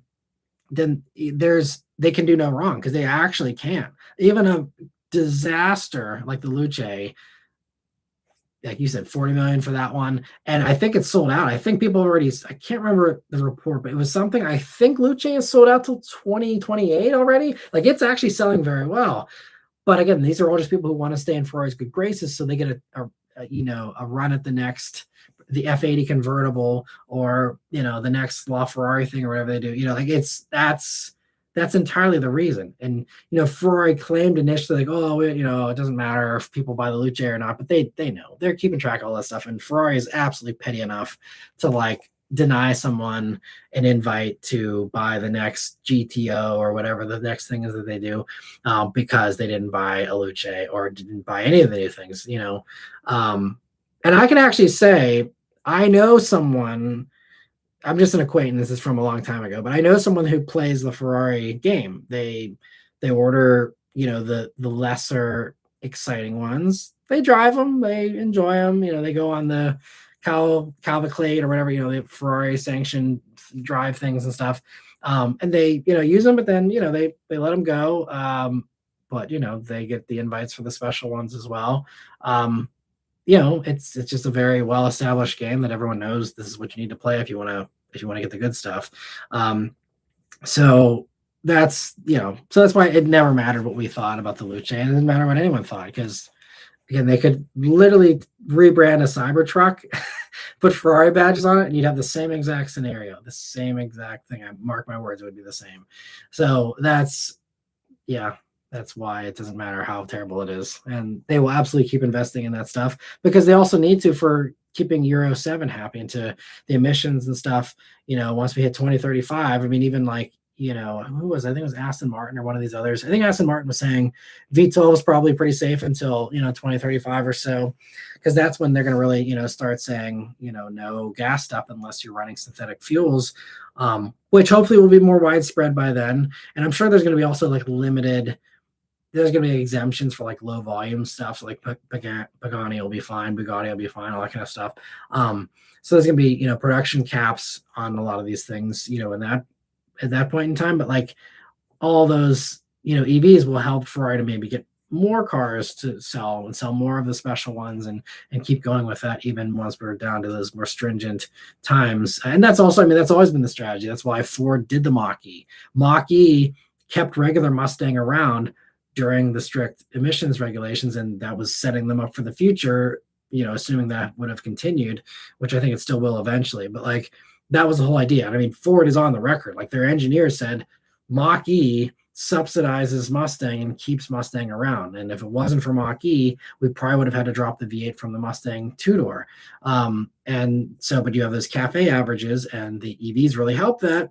And you have the Mustangs that can drag it down. But this is why, Dodge had to kill their V8 stuff. This is why, even GM dropping out. I mean, thankfully GM at least came back with their EVs, but with Dodge not doing any of the EVs really, they had to, their only choice was to forfeit. Ford has been able to stick with V8s this whole time. They never had to drop it from F-150 like Ram did.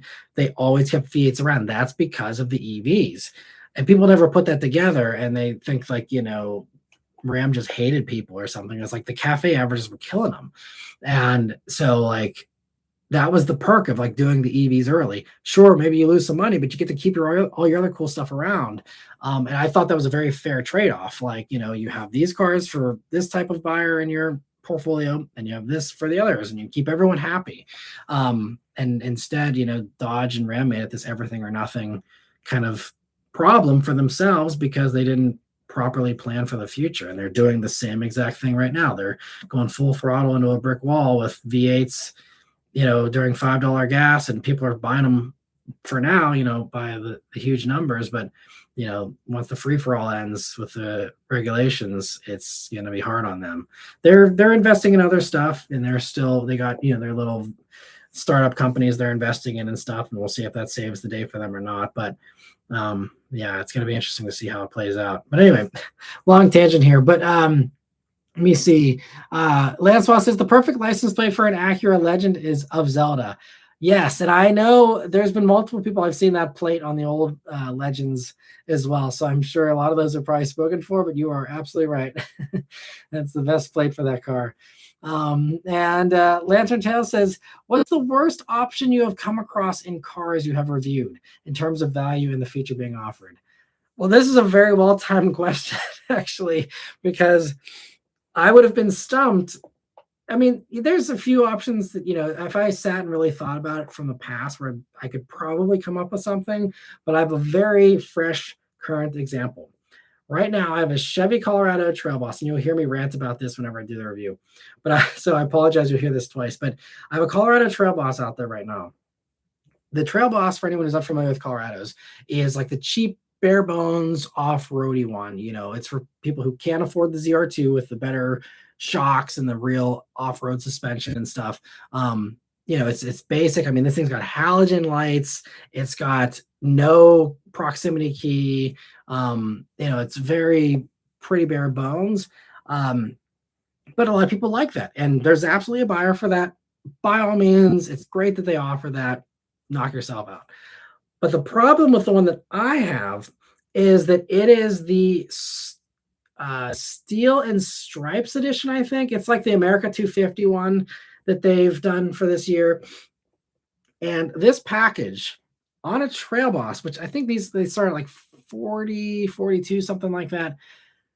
This one has this package, and you could do which the other crazy thing is, if you just are feeling super patriotic for whatever reason this year, you can get just like the flags and like it says on the roll bar, like 1776 to 2026. You can get all that stuff in like a sticker package that's like a few $100 or whatever.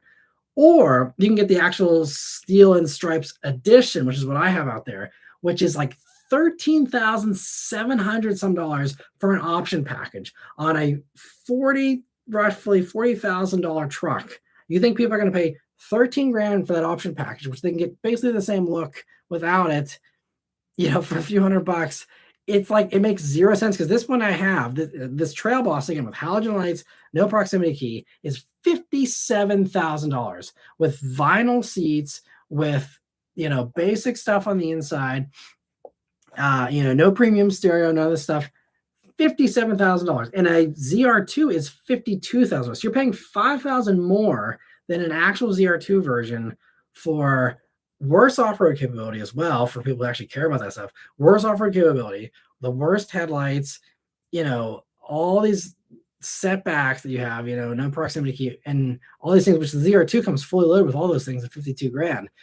And you get, it has like a 40-inch light bar across the roll bar in the back. And those roll bars are expensive. You don't get that as standard on the ZR2. So there's a lot of expensive parts that make that up. So I'm sure it's probably close to 13 grand worth of stuff. But why are you offering that on the Trail Boss? No one's going to buy it on the Trail Boss. They're going to buy it on maybe the ZR2 if they're, again, just wanting a small truck and they don't care if they're spending 70 grand on it or whatever. Again, go for it, because they offer that stuff with the what is the other one called that's insanely expensive for the AEV edition, which is another one I'm like, I guess if you just were going to model that stuff anyway, you can get it under the financing or whatever. But other than that, it makes no sense. But it's just and I'm going to say it in the review, because there's no way to justify it. I'm just no one should buy this. I'm going to say in the title, probably skip this one. Do not buy this truck, because it's a terrible idea. And GM, they do some weird packaging sometimes where it's who thought this was a good idea, and why did no one stop them? So why did everyone in the line that said, yes, do that, yes, do that, yes, do that, yes, do that, why did none of those people say, maybe we're not going to get very many people to buy a $13,000 option package on a 40 grand truck that's marketed to bare bones people with not a lot of money, relatively speaking. I know 40 grand is still a lot, but like, that's the whole thing about the Trail Boss is it's supposed to be bare bones and it's supposed to be cheap. That's the beauty of it. And you just ruin that with a package that makes it completely obsolete. And I don't know, like something like that. I would love to go up to the product planners and be like, please talk me through this.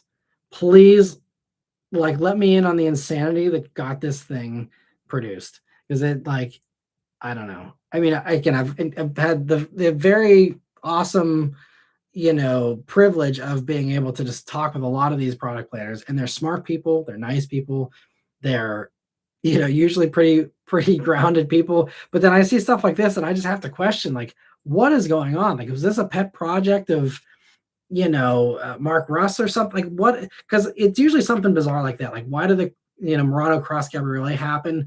Because Carlos Ghosn's wife wanted it or whatever. Like, there's sometimes it's really that stupid. It's something like that. And there has to be some kind of explanation like that for this one. I'm guessing someone was like, we should do it on a Trail Boss, and no one told them no. And so that ended up happening. But like, and then this, the stupidity to send it out as a press fleet vehicle too, where we're all going to roast it if you are a reviewer that is comfortable being negative, I guess. But like, I'm going to just roast it. Like, this is the dumbest thing ever. So like, I mean, it's a good truck. I actually like the Colorado, and I've given it very positive reviews in the past, and I still do think it's a good truck at $40,000 for the Trail Boss. Like, would it be my top pick? I don't know, but like, it's a good truck. And it drives nice and everything else, but just like the pricing is just insane. And this packaging is just stupid. So anyway, that is, I was waiting to get that one off my chest. So I appreciate the opportunity. I got it off my chest a little early, did my test run for you guys before the review, because I haven't filmed that yet, but that is definitely it. So anyway, let me see. Late Night Mark says, I get flicked off and get the business from the lifted pickup truck crowd when driving my 4Runner, my 3 Series. Ridiculous. Yeah, I mean, I like a lot of drivers in general, not even just lifted truck drivers, but there's a lot of road rage these days, way more than there ever has been. People are less patient. They're just, everyone's mad, about one thing or another. You're either mad, because of the way things are going in the world, or you're mad they're not going far enough in the world, or you aren't getting what you voted for. Whatever the case is, I think everyone's kind of disillusioned, on both sides in one way or another right now. And so I think it's a, not a good combo. And then, especially people that really lean into that with lifted trucks, oftentimes, so there's a little bit more of that. I mean, it's just the stereotype, just it fits, like 9 times out of 10, who's driving aggressively? It's the guy in the lifted truck. That often is poorly modded as well, But anyway, not to talk smack on lifted trucks. Lifted trucks are really fun in a lot of ways. I've done some really fun off-roading adventures. Again, in like, I did the Canyon AT4X, which is factory lifted, but like, I've had a lot of fun in that. I've had fun in Raptors. I've had fun in, Hummer EV, all these things. They're fun vehicles. Don't get me wrong, but man, the crowd they attract, not great for the image of those vehicles. But Luke says, I'd like an Acura version of the supposedly upcoming Accord wagon. I hadn't heard a rumor about an Accord wagon, but that, if you're talking about the Cross Tour or whatever, yeah, that could be cool if they do it. I mean, honestly, an Acura version would make more sense for that kind of a vehicle versus trying to fit into the Honda line if they're doing Element and they're, having Passport and everything. Since Acura doesn't have all that stuff, I think that something like an Accord wagon would make a lot of sense, more so as an Acura, and maybe only make sense as an Acura versus the Honda stuff. But so that's interesting. I hadn't heard about it actually being close to being a wagon. That'd be cool. And Vishal says, did you see anything about Toyota considering killing off the Prius? I saw a report they were reportedly make a GR Sports send-off for it in 2027. Not sure how accurate that report is, though. Yeah, I don't think they're going to get rid of Prius just because there is so much history and equity there. My bet, and I know nothing. I know absolutely nothing. But my bet, I mean, the GR Sport thing makes sense. I don't doubt that a GR Sport version is coming because this whole generation Prius, they made it sportier. And so that very much, and I honestly think, they talked about how they want to expand GR Sport here in the States. in general. And so I think, anything that is not getting TRD badging, like the trucks, I think GR Sport is a very much inevitable thing that's going to happen to probably most of them, if not all of them. So yes, I absolutely think a GR Sport Prius is going to come, but I don't think it's going to be a send off to Prius. My guess for Prius, if you look at the history of Prius, Prius has always been a little experimental. It's always been like cutting edge. It's always been, kind of forward thinking. I think that it makes a lot of sense that we do not have an electric sedan from Toyota here. They have them elsewhere in the world. They have an electric, I think, what do they call it? The BZ3, I think, is the electric sedan in China. And where else do they? Maybe it's only in China. I think they sell it other places possibly. So they have that. I don't think we're going to get that, even though that would make sense. I think that would kind of maybe step on the toes of ES electric too much. I think Prius is going to go fully electric for the next generation. And I think that's the way to differentiate it, especially whenever you have, because Toyota's done this before, where if you find yourself in this situation where you're too much overlap, like Highlander, Grand Highlander, what did they do? Highlander turned electric. And I think now that Camry is this, the strong hybrid, and I don't think Camry is going EV anytime soon. You can't move Camry, but because Prius is now down to a lower sales volume, and because again Camry is kind of taken over, Corolla hybrid's taken over, Prius has this freedom to be more daring and to be more just experimental and more of just a pet project in a way. And I think that that's what it will be next. I think it actually, not only is it going to be electric, in my opinion, I think it's going to be possibly one of the first things to use their, they're doing the reverse engineering of the like giga casting, and that was supposed to be a Lexus IS, like next generation. That's since been like kind of pushed back, and now I guess it's that Lexus is still coming eventually, but it's going to be something different. The rumors are all over the place, so I don't know what to make of them. But my guess is that they see, how Prius is kind of just not fitting in anymore, and it's not standing out because it served its purpose. It's brought hybrids into the mainstream. Now, what is the next challenge for what Prius should do looking forward? And I think that, making electric sedans more popular and making a better competitor to Model 3 is going to kind of be the next frontier for Prius. And that would be my guess, is it'll be one of the first to do the giga casting, one of the first to do next gen battery. And actually, Toyota's also got I think they have more patents for solid state batteries than anybody.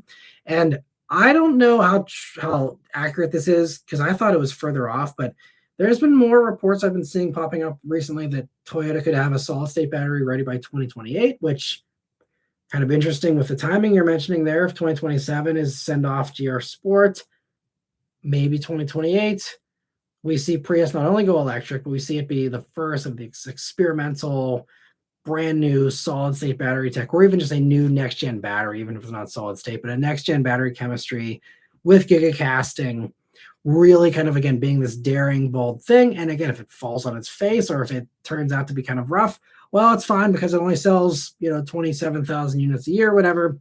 For Toyota, that's not a big loss. You can kind of play with that, and it's not going to really, hurt you too much, because again, it's kind of become obsolete in many cases. I mean, I still think, the plug-in hybrid, the others can't match, and that's actually Prius plug-in hybrid is still doing really well. So there's that. The other thing I've seen too is they're doing a lot of talking about their next generation plug-in hybrid, even though this one we have right now is very impressive with the Prius or with the RAV4. But the talking from Toyota engineers, like they've already told us this is what they're doing, is next gen plug-in hybrid is going to be bigger battery, smaller engine, and kind of flip those two. Instead of the engine kind of being the main thing and the battery being the secondary thing, it's going to be the other way around, where it's going to be primarily EREV, have everything drive through the battery most of the time, and then just have the engine be more of just a generator to keep that battery going.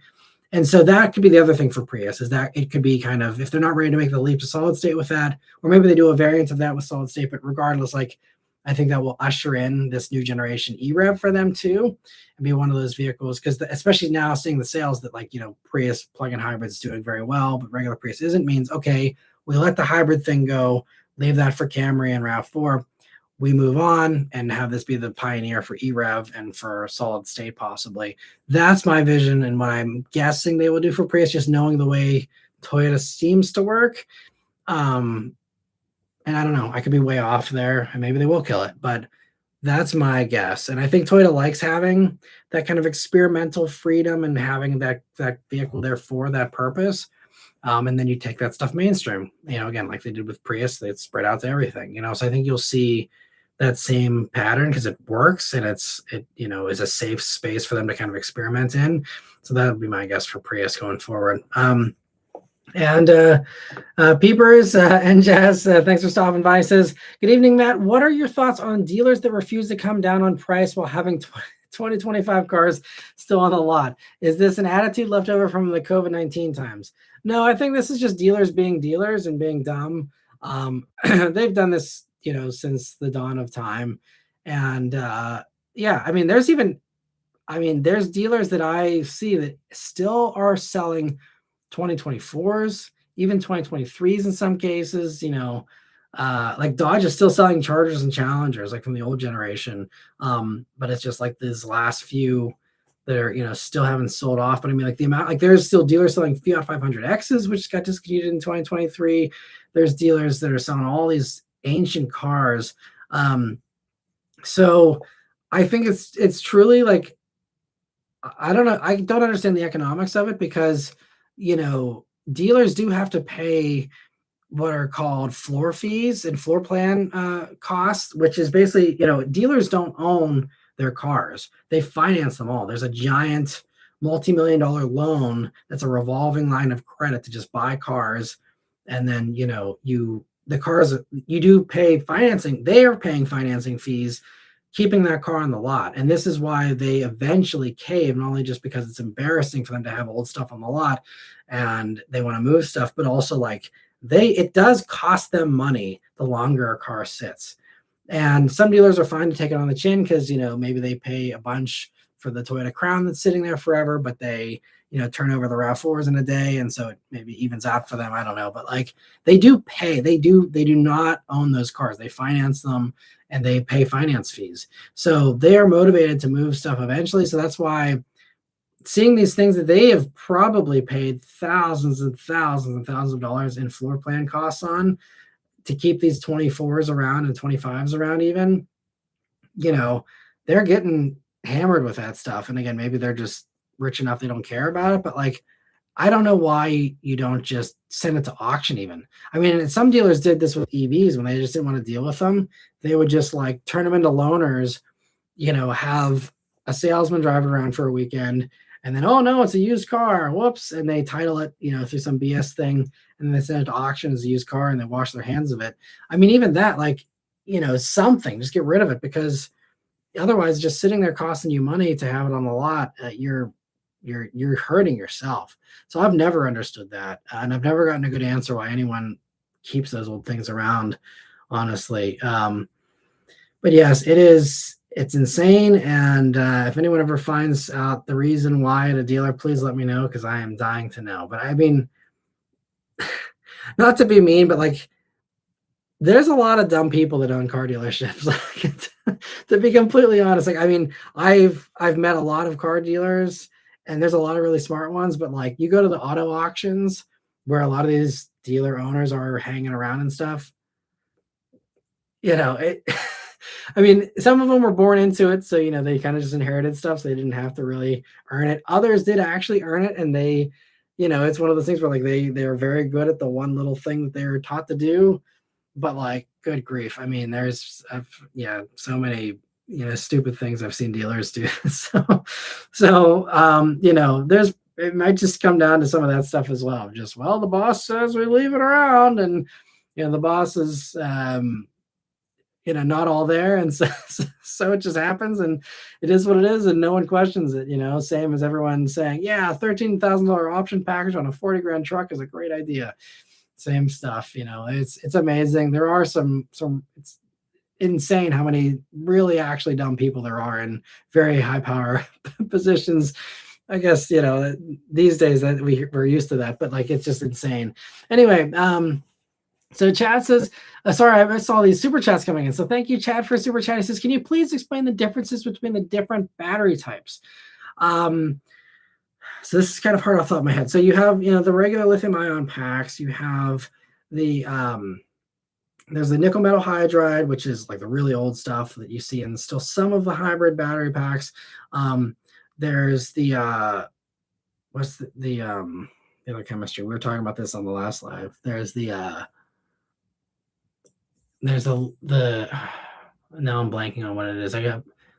It's like right there on the tip of my tongue. Anyway, there's a bunch of different ones.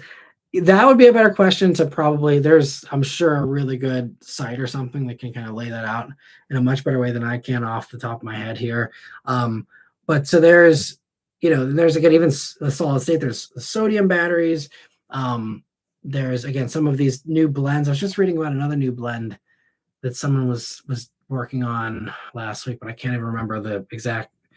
But there's like cobalt manganese batteries, which is kind of one of the next ones they're going towards as well. But there's a bunch of different chemistries. But I think basically the what is it? The iron phosphate batteries, lithium iron phosphate. That's the one that's like getting more and more popular because it's cheaper. It's actually less power dense than the previous lithium batteries, but it's a little bit easier as far as the materials and sourcing those materials, especially ethically and all that. And it's also just cheaper to produce. And so even though the density isn't quite as good, it's just to get these affordable battery packs. That's what Ford's using in the Ford Fathom and stuff. That chemistry in particular, I think you're going to be seeing a little bit more of.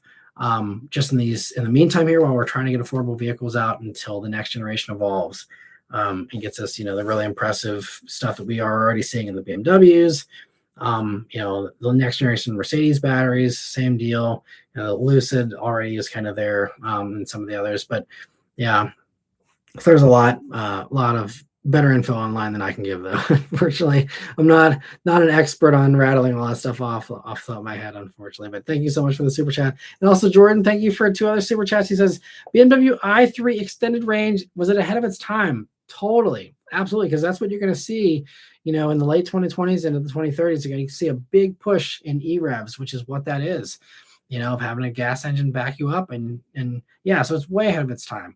The i3 was one of those weird cars, kind of like the Volt, where it was just too far ahead of its time and wasn't appreciated as much, in the moment. But yeah, i3 was brilliant in that way. And BMW has been very forward thinking and kind of brilliant at certain moments in time with some of that stuff. So yeah, I totally agree on that. And he also says, thoughts on AI slop we got of the Dodge brothers. I didn't recall a new video with the Dodge brothers and AI slop. They did one back with the Charger EV. I know people were all mad about that, but that was kind of pre-AI. So I haven't seen a new one since, I don't think. But I mean, AI slop is, just something that unfortunately we're going to be having to get used to, I guess, unless this AI bubble pops soon, which I hope it does. But, if it doesn't, then that's just the way things are going to be going with all that stuff for the foreseeable future, unfortunately. But I think people are burned out with it, and so hopefully that kind of makes it less popular. And hopefully it just gets to be one of those things everyone just rolls their eyes at, and it's less effective, and then they just stop using it, for that reason eventually too. Also, yeah, I see we are close to the time here, so thanks, Lantern Tales, for reminding me of that. So we'll wrap up here with the last few here. So let me see. Chad says the prices between new and used batteries for the Bolts are negligible. What are your suggestions and thoughts? Mind you, I don't know about luxury or driving features. Well, as far as Bolts, I mean, if the price is close enough, you're better off with new, just because how it's been treated from day one, because you're the one that's conditioning the battery and making sure you're not always going to 100%, and not running it down super low and stuff like that. So, if there's a negligible difference, go new. I think that's a better way to go for sure. And Lantern Tail says, I went to a Ferrari exotic meet. Almost everyone has gray hair.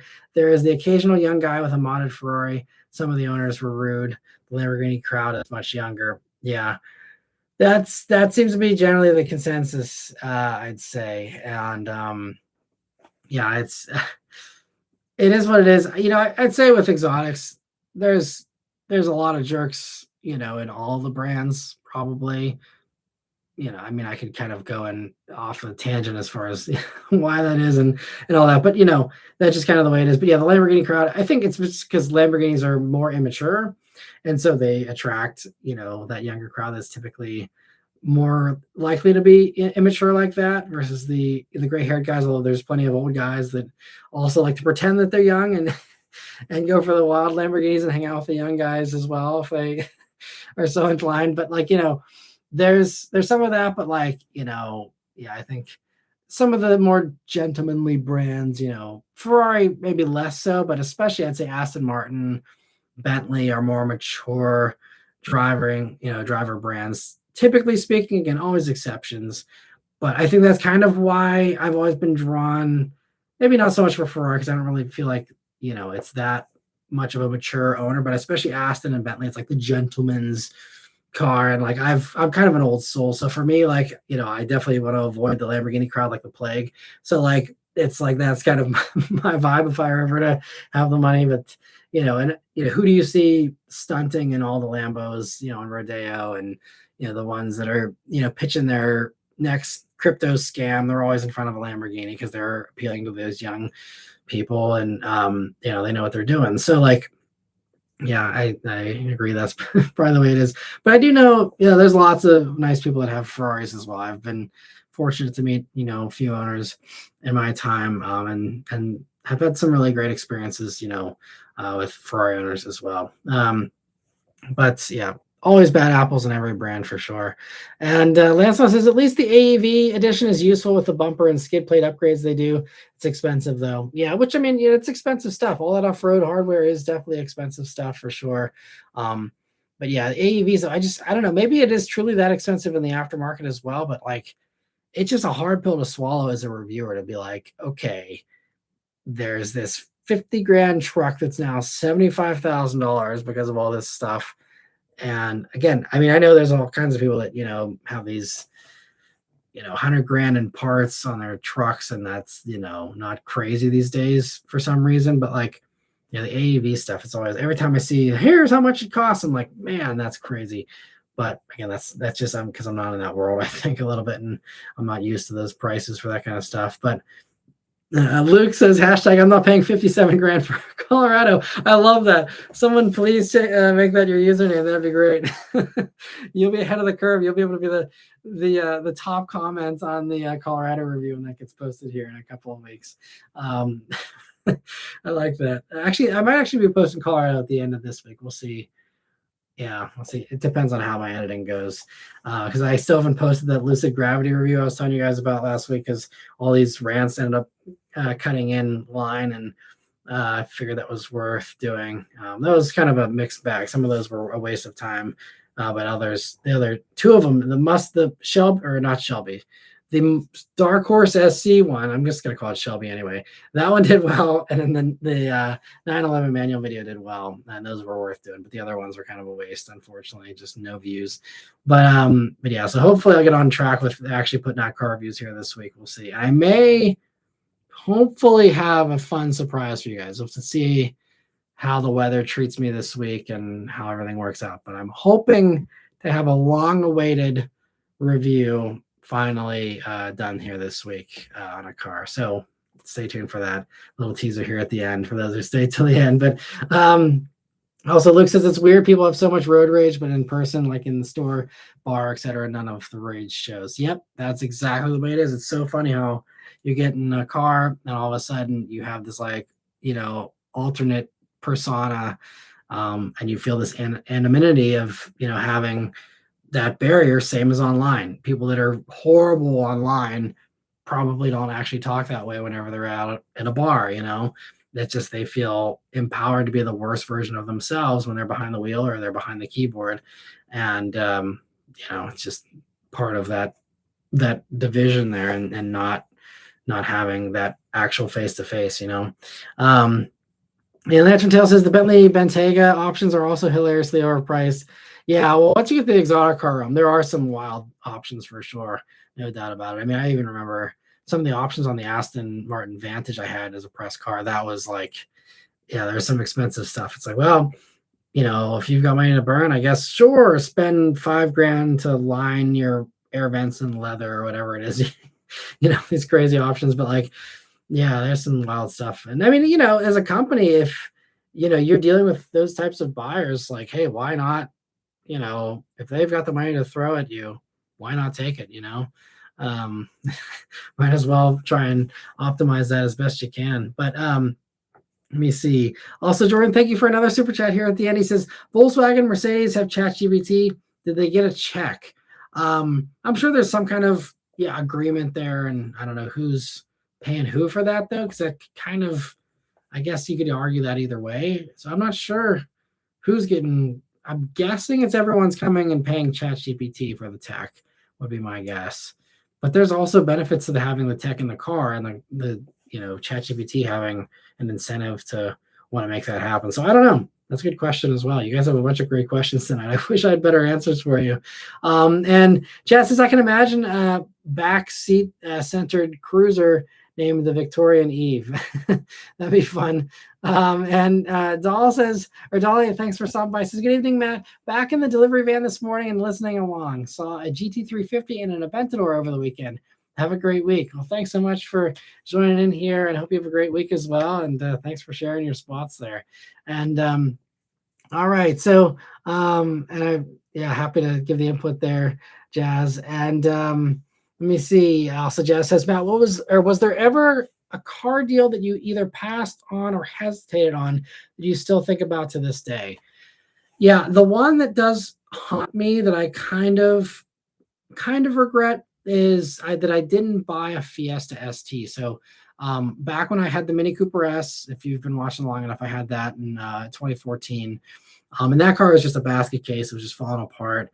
And I only had it for 6 months. But anyway, you can go watch those videos if you want to see that whole saga. But had that, and I had to get out of it because the clutch was starting to go, and I did not want to spend $3,000 on a clutch for a $12,000 car that I was buying because I had to save money from owning the BRZ that I had.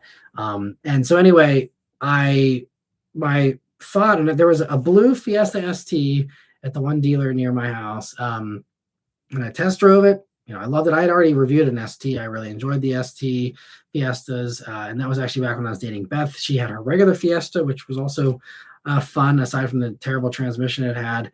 But so I was like, oh, it's gonna be fun. Like, she's got her Fiesta, I'll have a Fiesta ST.